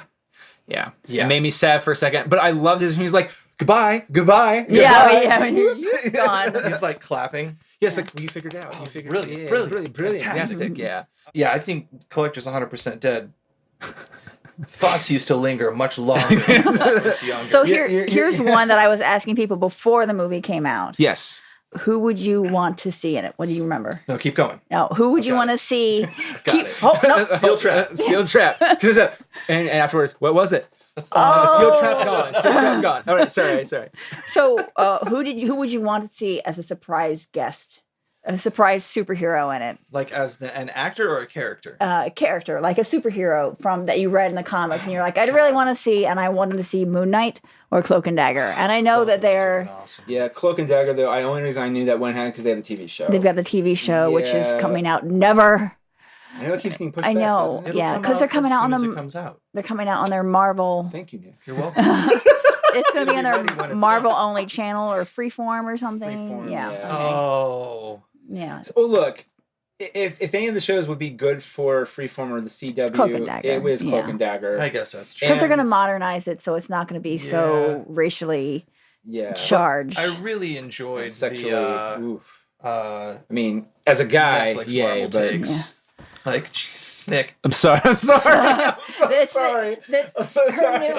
And if you look at the Ultimate Spider-Man has a new Cloak and Dagger. They do. It is. And the outfit is nowhere near, the dagger going all the way down. No, it's down to her. Didn't she dress up as a Halloween costume though? On Halloween night, didn't she dress up in that though? And she's like, "Oh, I would never really wear this. Yeah, this is just a joke." But yeah, it's like if you look at HeroClix minis, if you ever look at the HeroClix minis, that dagger is like way down here. Oh man! And so I have friends. She uses razors. It's good to know. I have friends that when they were reading the comic when they were young teenage boys, they were like, oh, that's like, I'm not you know gonna what's lie. next to that? A lot of them. And I see Dagger's my favorite, and Keith. I actually cosplay as her, and Keith is cosplays as Cloak. So it's like it's so good, and it's. But they are actually really strong. That's the thing is, costume aside for her, she's a super awesome character. Yes, I think I was saying in the Ultimate Spider-Man with Miles Morales, her costumes now is just leather way classier. and much cooler and much It's just like a leather jacket with a dagger on the front of the white leather jacket, which looks so fucking awesome. I would like to see the Fantastic Four. Oh yeah, I would have done well at least. Oh well, with Marvel, if Marvel would do it, you already know. Even if they showed up for like a second at the end, if it wasn't Captain Marvel, or if it was both, I've been like, they gonna do this right. Yeah, I think Keith said he wanted to see the Fantastic Four. From that universe done well. I would have loved to see a Silver Surfer. Oh, nice. Because especially with like Thanos and Nowhere and Peter Quill's dad. Ego.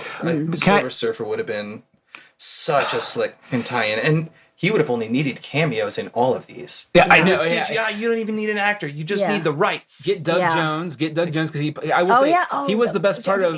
Here's the funny thing: if you watch Rise of the Silver Surfer, it's a million times better movie than the first original Fantastic Four. Well, I don't know. They're both so garbage. I've tapped out every time I watch that. Really? At the part where an invisible woman hides the fucking pimple on her head and then says she has to concentrate the whole time. I'm like, okay, no, this should be second nature for you. And one, don't hide a fucking pimple on your wedding day. For fuck's sake. Okay. Or get some concealer. Yeah, thank you. You're still a fucking person. Yeah. Like, what? But here's the question. If she did that and say she turned invisible, would the concealer still be there? Like you just see the concealer walking around? That'd be awesome. Unless she does the full force field or like the circle There's bubble. just a wedding dress and a patch of concealer. No, because when you get your makeup done for your wedding day, it's a full... She's got the concealer on. She's got the eyeliner. Everything. That's true. So that is a true point because those costumes are made to work with their bodies. Yeah, and but she's in a wedding dress now. Right. I know. I know. Oh, well, unless like Reed did some fucking... But anyway. No. But I will say I did like Thing and... Okay, You're not wrong. I just rewatched the first Fantastic Four, and there is a scene that annoys the shit out of me every time. It's when she turns invisible, and the Thing is trying to save they're on the bridge, and they have to get through this barrier, and they're like, turn invisible. And so she turns invisible, cut to her coming visible again, and they're like, good job, we did it. How? How did that work? What happened? Okay. You showed us no action. There's a lot of because superpowers that happen in that movie. All right, so let me withdraw this a little bit back. There are redeemable things in them. Okay. That make me want to. Okay, Michael Chiklis as the Thing was actually a good choice, and especially now that I felt like I was reading the comic book is when he's in the diner and he can't pick up the spoon. Yes. And I will say, there part of me that goes, oh, the effects, I wish it was CGI, but like it still looks real enough that you're like, dude, you can't pick up a spoon. And then the acting does come through surprisingly through the makeup, even though he also had like a mental breakdown doing that because he got claustrophobic. Oh, man. That's how he realized he had claustrophobic. But I'm just like, if they ever redo Fantastic Four, I really feel they got to bring him back. I didn't mind the guy, Ian Gifford. I just thought he got a bad shake and totally... Here's the thing. All the problems we've had so far with all these have one common thing and problem, and that is Mrs. the Invisible Woman. Yeah. And that's due to Jessica Alba, I feel. In and the writing. new one, Kate Mara was okay. She was amazing. They actually made her be a powerful... invisible woman. She actually did stuff that showed that she... I need to watch that again because my brain was just more into negative zone, and that's my fault. No, I mean, she was the best part of that movie was because they actually showed how powerful she actually is. Well, she was better than anybody else in that movie. Yes. I just watched that one the other day. It was on FX. So I think I did. So you even got the cut down version of it. There was a shortened version with commercials. It really is the only way to watch movies nowadays. We won't buy the DVD of it. That's why. If you would like a censored, shortened version of a movie that's like every 7 minutes has a commercial break thrown into it, just at random. Excellent point. Excellent. Yeah. I recommend FX. Fantastic. Way to go. They just had on Deadpool last night. They're not sponsored. They were sponsoring. I'm just plugging it because I saw it. Next week on The Good, the Bad, and the Geeky, FX. Check out FXX's 24 Hours of The Simpsons. Coming up next. No. Where was it? Oh, Kate Mara was fantastic, but the kid that plays Reed Richards plays the same character as a snotty, stuck-up villain, or not even villain, just antagonist in like 2 or 3 other movies. Yeah. And I was like, and is it so hard to get why Dr. is that Doom guy in? Reed Richards? Why the What is fuck happening? are they doing with Dr. Doom? Here's the thing that I don't get is that, and this Tangents. is what tangents. Well, this is the other thing that bothers me about Dr. Doom is that at the end of the day, Dr. Doom and Reed Richards and Professor X and Magneto, they're the same relationships. Yes. And I get that. It's really hard that if they would have to bust out the X-Men and Fantastic Four, I will say that's the one thing the X-Men movies got right is that relationship. And well. Yeah, almost. Even like when it starts to suck, it's still really good. Yeah, and right. Yeah, right, and because they're both right and they're both wrong, and if they would just really work together like they did in First Class, they could find that, but they can't because their ideologies are so very well done. But Doctor Doom, like I remember watching the first one, and again I'm like I realized I do not like this movie. Chris Evans and Michael Chiklis are the only really good things that making me enjoy this movie. I forgot Chris Evans was the torch. He was the torch. He is good with a quirky line. I mean, he plays the nice boy quirky. I mean, come on, best line. Not the best line.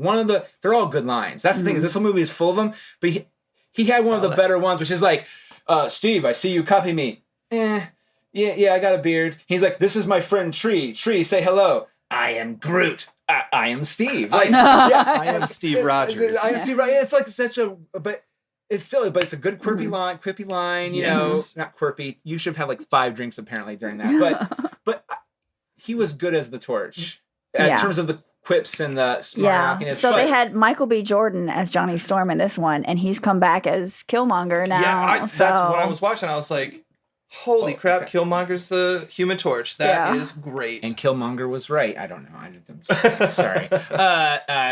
But if you could just take him out of it. But Doctor Doom in the first movie was so bad. I can remember like, oh, you're doing Spider-Man way worse. And it doesn't make any sense. Yeah. The whole thing with like, I'm from Latveria or whatever. And Latveria. Sure. And I'm not going to get that right. Yeah. You know what? He didn't even get it right in the movie. It's okay. No, he didn't. And he did. Probably not. But then if you watch the second one, he actually acts like Doom because all the bad stuff has been done with. So he's just like, I'm already have the bad. And it's just like, okay, that's the plot's a Doctor Doom plot. So Doctor Doom is like the 3rd smartest person on the planet. So it's like, why are you acting like this? It really bothers me. It's like, it's Bruce Banner, Reed Richards, and okay, go ahead. And I'm going by the MCU. Encyclopedia of MCU. I'm a nerd. Who the fuck is Stark? Is Tony in it? Yeah, in the top 10. In the top 10, yeah. Nanobites, come on. I'm sorry. And also Hank Pym. Yeah, he's up there. It's a top 10 list. He's the top 10 list. Yeah. I believe top 10. Sorry. Yeah, so I would say Reed is 100% for sure. Yeah. And Doctor Doom's in there too. Reed's not in the MCU yet. But I was Marvel Encyclopedia is what I had. Marvel in general. Yeah. If you get Fantastic Four in there, that means Doom's going to show up, and you'll get that Doom. I love Doom. Victor Von Doom. There was yesterday. There was some commercial for some video game, and it was a Marvel video game. It was like some new Marvel like video Lego game. ones. No, it's like a legit. I don't know if it's like an app video game or what, but. It was really weird because there was a bunch of Avengers and stuff, and then all of a sudden there's Wolverine, and I was like, wait, what? And then there's the Thing, and I was like, how does that work? What is happening right now? And then, I couldn't for the life of me figure it out, and the rights, like, the production houses have different rights than video game producers have, like, who owns what, and so video games can mix and match, where movies can't, and I was like... But I want to see the team up from that video game commercial. Yeah. Oh, yeah. Oh, that would be amazing. One of my favorite storylines ever. And the only reason I knew of it is because I had the collectible card. And then I was looking for it. And then my parents got me a box of comics. And it came with like 3rd or 4th prints, which kind of sucks. But one of them was the new Fantastic Four storyline, which is where the Fantastic Four, except for Sue, supposedly gets killed.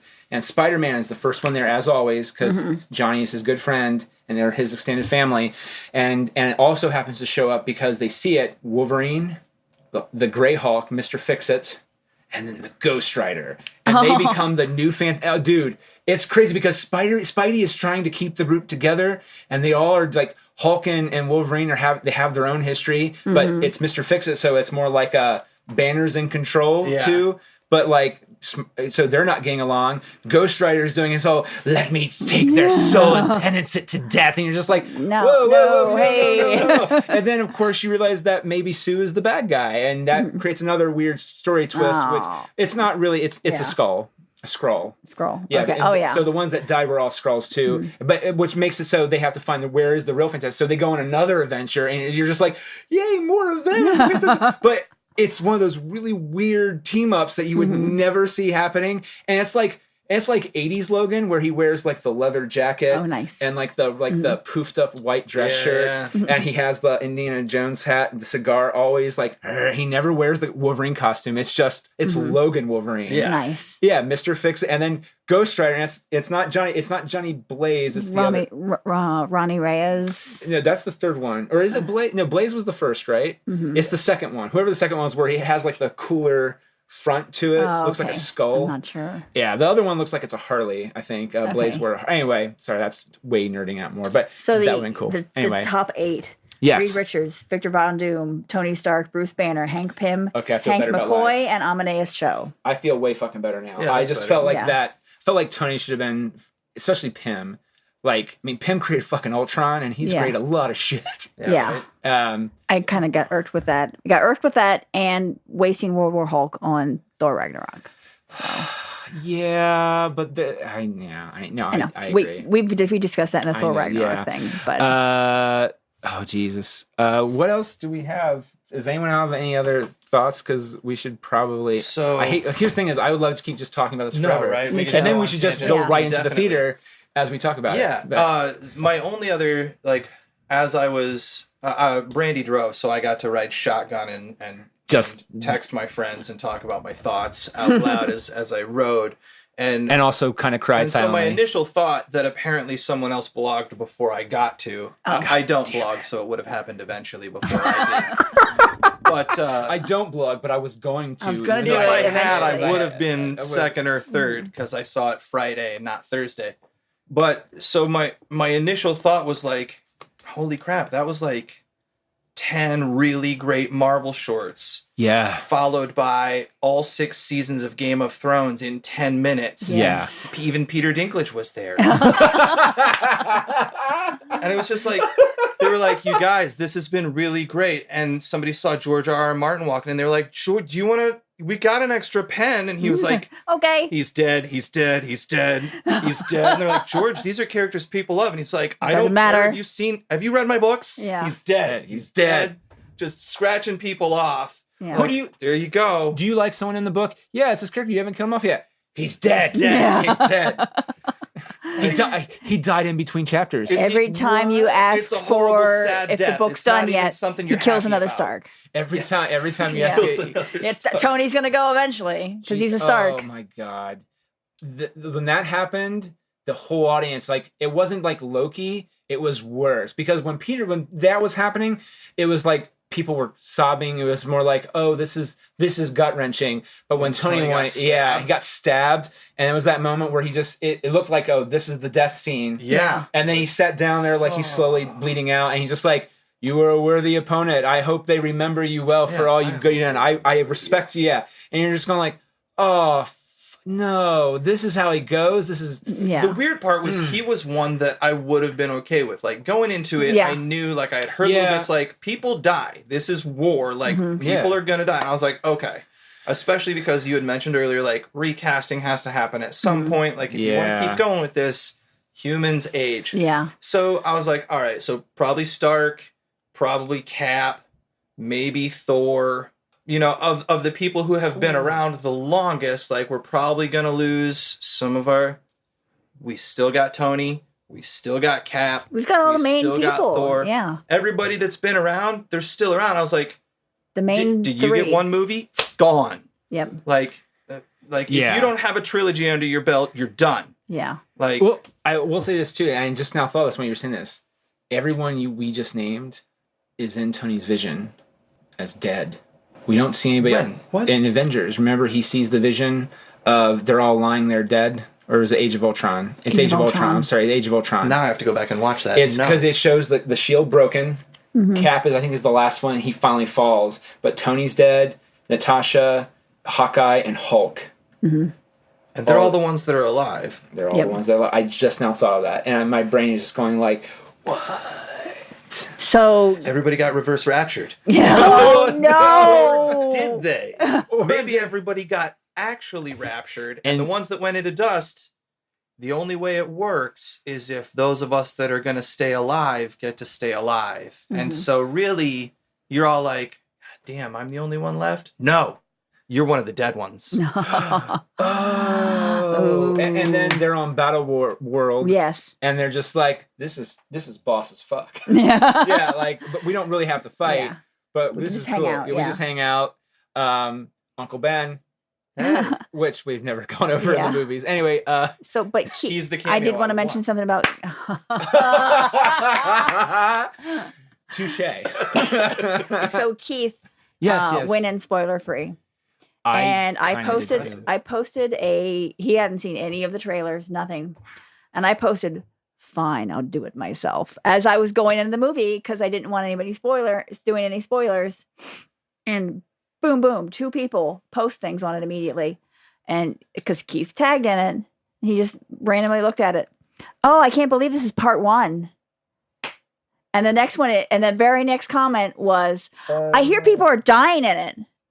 And Keith, Was that right before he watched it? we were sitting in the theater, and he's like, "What?" And he and I could just heartbreaking for he me. he was rage, just full on rage, and I can see that with Keith. And totally see that with because Well- spoilers is the one thing you do And not fuck with him. he Jesus God! the good thing about it was with the death thing. They got, like, before they even think, Loki and Heimdall dead right away. Before the credits rolled, it was like, oh, this is how it's going to Yeah, go. so buckle up, folks. Oh my God. All bets are off now. So when I saw Star Wars, someone on Twitter, I got somehow tagged in it, and someone said Luke died. Yoda Look, went on his walkabout. here's the thing. Here's what I really want. Got the orange There's shirt what I on. want to have happened, and they're already just not doing that. Mm-hmm. And so, like, here's the thing: they don't have to have Luke come back. They don't. He'll come back. Look, They I can come want back that. like Obi-Wan did. Well, and I hope he does, but they don't. Force Ghost. But I have to be realistic and go, maybe JJ don't want to do that. And that's his right. I know, but that's where my brain goes and it makes me sad because I also wanted at least one movie of all the old timers slinging around the galaxy together. Yeah, they never got back together. And they never got back, and they definitely won't now. And that is just so heart-wrenching. Why? Just because Carrie Fisher's dead? Yeah. Fuck you, dude. Come on, man. Yes. She was already in 2 movies. Yeah. Posthumously. Yeah. They could get all of them back together in 50 years and have that movie if they wanted. Yeah. Now, they said they weren't going to do CGI, but she already filmed Like the 9 already. true. She already filmed some stuff with 9, so they can do her scenes. And they already did a little bit of Respectfully. CGI for a couple of different Well, but They thing did is Rogue that- One. yeah, they Rogue One they did did full on young But Princess she Leia. approved of it, and she was involved heavily Yeah. with the process. That's true. The other ones, I guess, and the thing is that the Lord family or the Fishers, they were okay with it.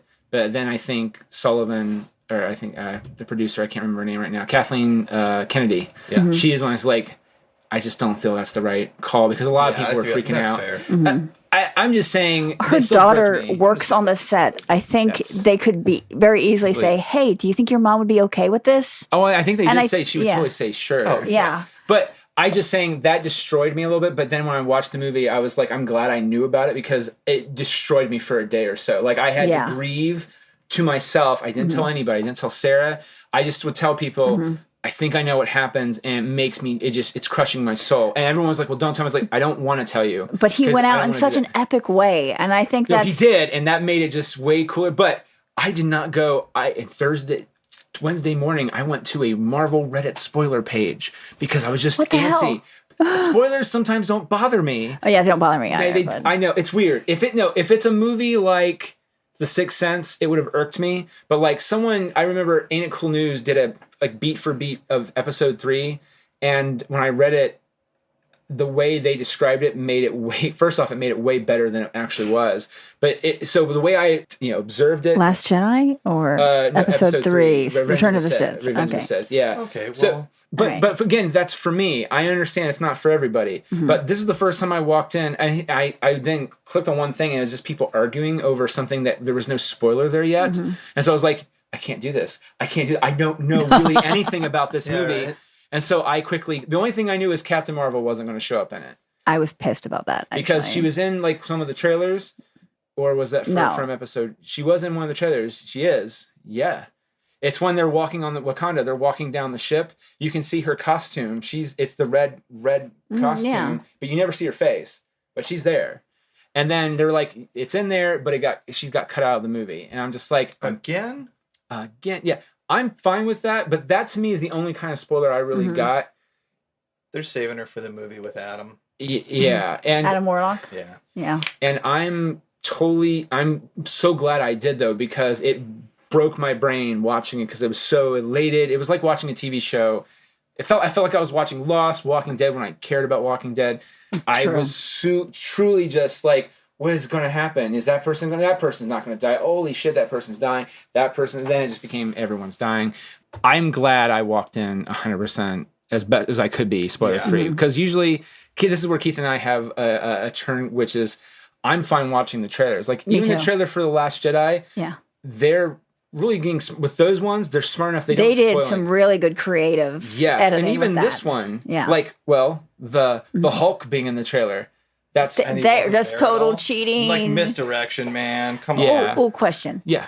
Why do you think the Hulk afraid of Thanos? Or what do you think it is? I keep saying no. Yeah. All I could think was he was worried he was going to get stuck again like in Ragnarok. Like he was out for years. I thought that was Banner that was the one that was scared, but now Banner actually wants. He's like, "Come on, Hulk! Come on, buddy!" He keeps saying no. Yeah. Like it's like Hulk is like last time he was out. I mean, as far as the storyline goes, was Ragnarok, right? Yeah. And he was like, "Well, I mean, we'll treat you okay-ish, but you're going to be my gladiator slave." So, and Hulk does like to fight. Yeah, he's like, okay, I could deal with that, but that's been a long time. And if he's worried about, like, no. But Banner willingly turned into Hulk at the end of Ragnarok. Hilarious scene. They did the joke because it's, I'm always angry. Well, they also did the whole thing where, I'm always angry. And then he falls out, and you expect him to turn, and then he just... So good. Best scene. It was the best scene in The Incredible Hulk, too. He's like, I'm always angry. Is he going to turn? Oh, shit. But this time it's on a beautiful rainbow road. But I'm with you. I felt it was more like he got the fuck kicked out of him. It's not even like Thor, where it's like playful. Yeah, like, it almost comes like playful to him. When Thanos beat the crap out of him, he beat him up like Hulk beat up Loki. Yes. And he was like, boom, boom, boom. And then so I think he was like, oh, that's what I've been doing to people all these years. That scene was so funny when you first watched it in that Avengers when he's puny God. Yeah. And now, like, it's pretty much straight up the same fight scene, only... with Thanos and Hulk. Well, what if flipped? And this is me thinking about this now. What if it's not Banner's story arc, it's Hulk's story arc, which is Hulk had to in Ragnarok it was almost like Hulk had to realize it's okay that Banner is around. Yeah. But I'm still the stronger whatever, and then because nothing can beat me. Yeah. And then now it's like no, I can be beaten easily and bad.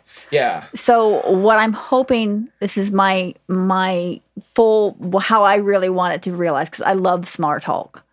I want Banner and the Hulk to join together, to work together, and have it be like, I'll be the Hulk all the time, but you're still here, and you can that was one and of do the things. things. Peter David, I remember I played the Indestructible Hulk Xbox game or whatever, or I don't know, Ultimate Devastation. But Peter David wrote it and based it on the storylines in the book, which I didn't know anything about, and it made me actually interested for the Hulk as a I like the Hulk, but I like him in groups where he's a guest. Even though I'd be totally game for watching a movie of him by himself, which will not happen because of rights issues. Yes. But frustrating. Yeah.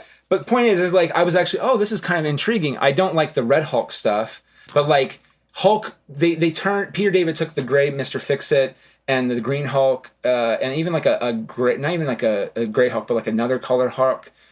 We're all parts of Banner's psyche fighting for control of Banner and thus the Hulk. So there's the Hulk, which is pure red rage, which then someone destroyed it with the Red Hulk. I don't like the real Red Hulk at all. I don't either, yeah. Which is this General Ross, by the way, which is some bullshit. Spoilers. Yeah, we said that at the beginning. Everybody dies. Oh, wait, General Ross is the Red Hulk? I was like, fuck those guys. It's like, flip the table. It's like, General Ross dies. It's like, meanwhile, 10 minutes in, Peter Parker dies. Meh. But no, yeah, I thought that was really interesting, and I would love to see that too, where you're inside Bruce's brain, and you see not just Hulk, but the different versions of Hulk, different versions of Banner, and how they manifest into the. I would love that too. Yeah, but I don't know. I don't think we're gonna get it. I don't either. I would like eventually them to combine and be the Amazing Hulk or whatever. The Amazing Hulk. Yeah.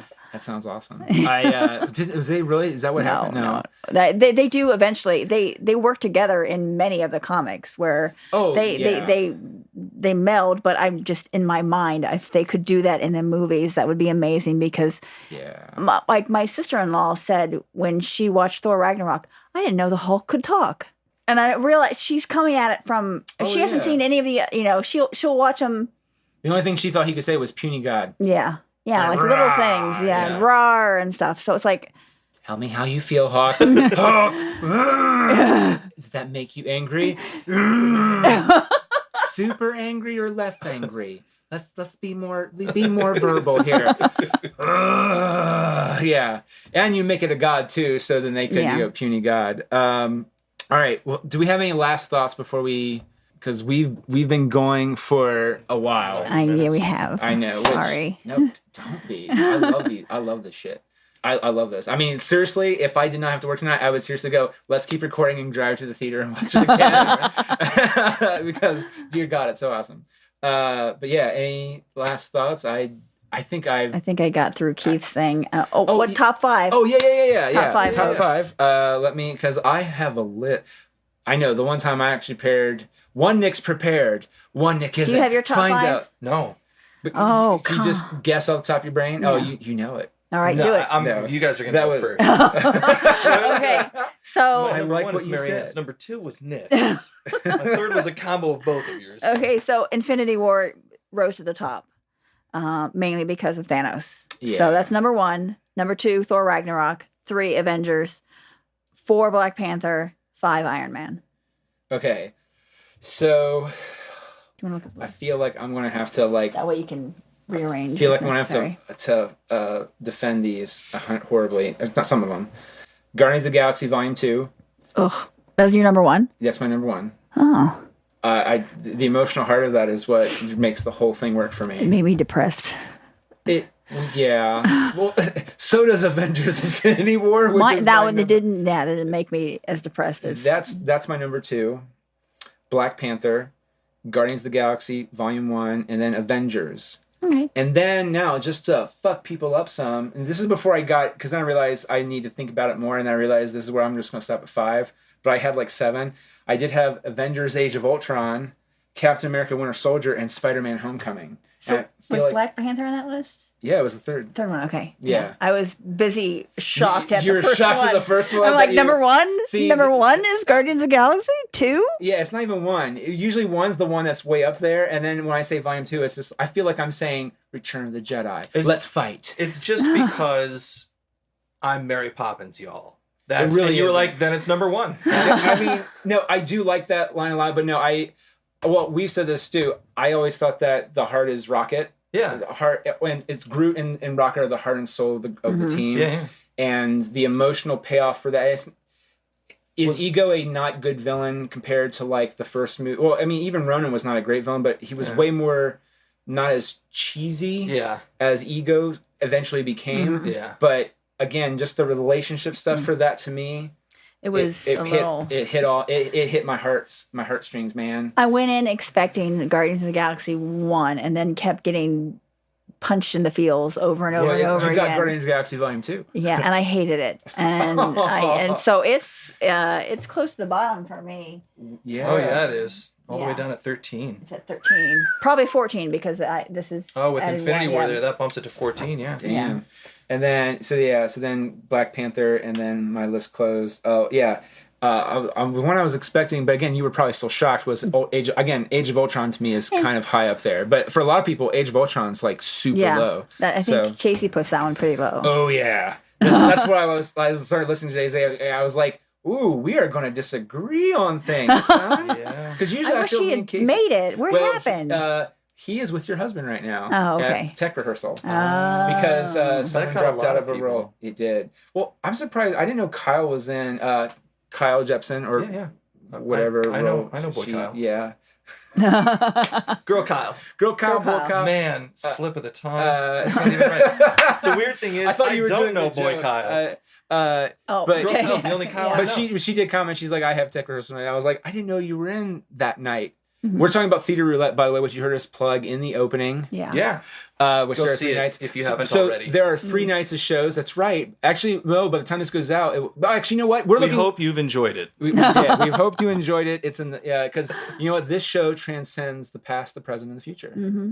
Like right now, we could be talking about the past, we could talk about the present, or we're talking about the future. I just broke your motherfucking brain Again. Full circle. Melting Yeah. Nick's Jesus. brain. All right, so yes, what was yours top 5? I'm sorry. No, that's fine. So Infinity War, after watching it, which is caveated with probably because of part 2.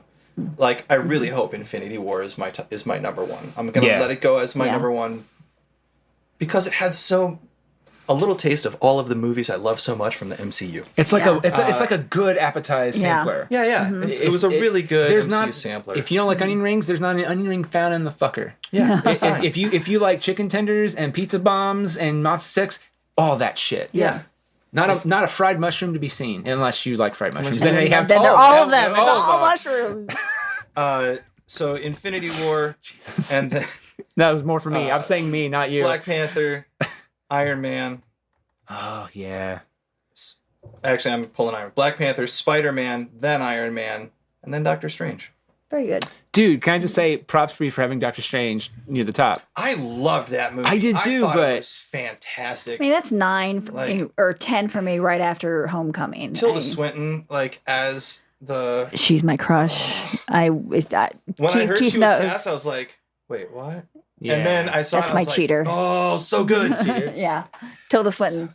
If I ever run across Tilda Swinton and she's up for it, And she's I'm not up for wearing, it. if she's not wearing that makeup from Wes Anderson's The Grand Budapest Hotel, I'm sure She's your Hollywood pass. Yeah. she's your. she's my pass. I love Doctor Strange, but I don't know. Usually when people are doing these, here's the thing though. It's almost like The Simpsons before it started to get really bad. Was it's like still better than almost anything on TV right now, and you're like, yeah. So these are all technically, in some cases, a smidge better. Yeah. The other thing I loved about all of those, the firsts that I had, like the first Black Panther, the first Iron Man, the first Spider-Man, the first Doctor Strange. Yeah. Like, to me, it was like loving all of those comic books and getting to see it brought to life the first time. Yeah. For sure. Is like, and like when the very first Iron Man came out and Downey played Tony Stark.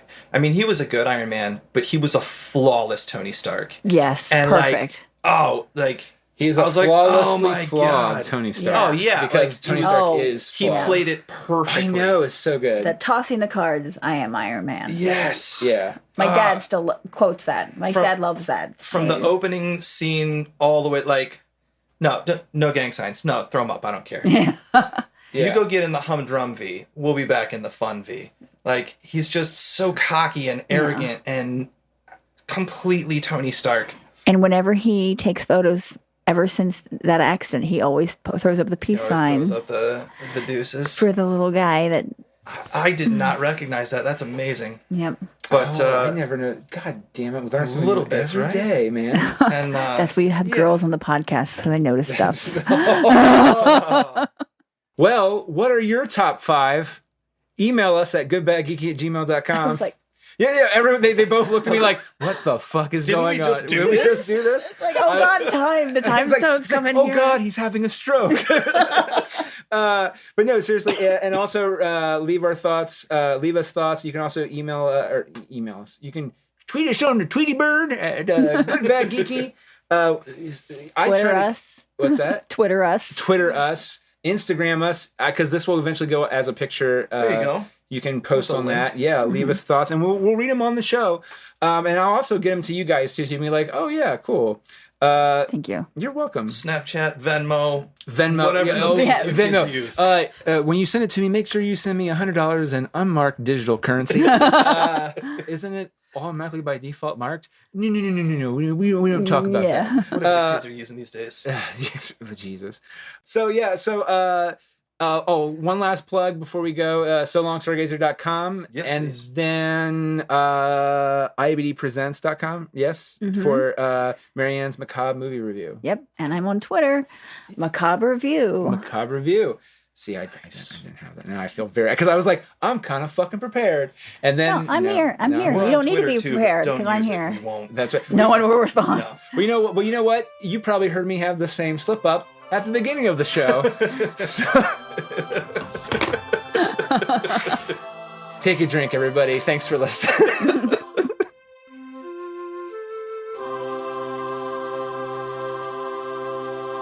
Get out of here without cheese! You're a creep! Go away! We're having a good time until you showed up, cheapers! Go have some coffee with cream or something! Because I'll tell you something! This is a happy place!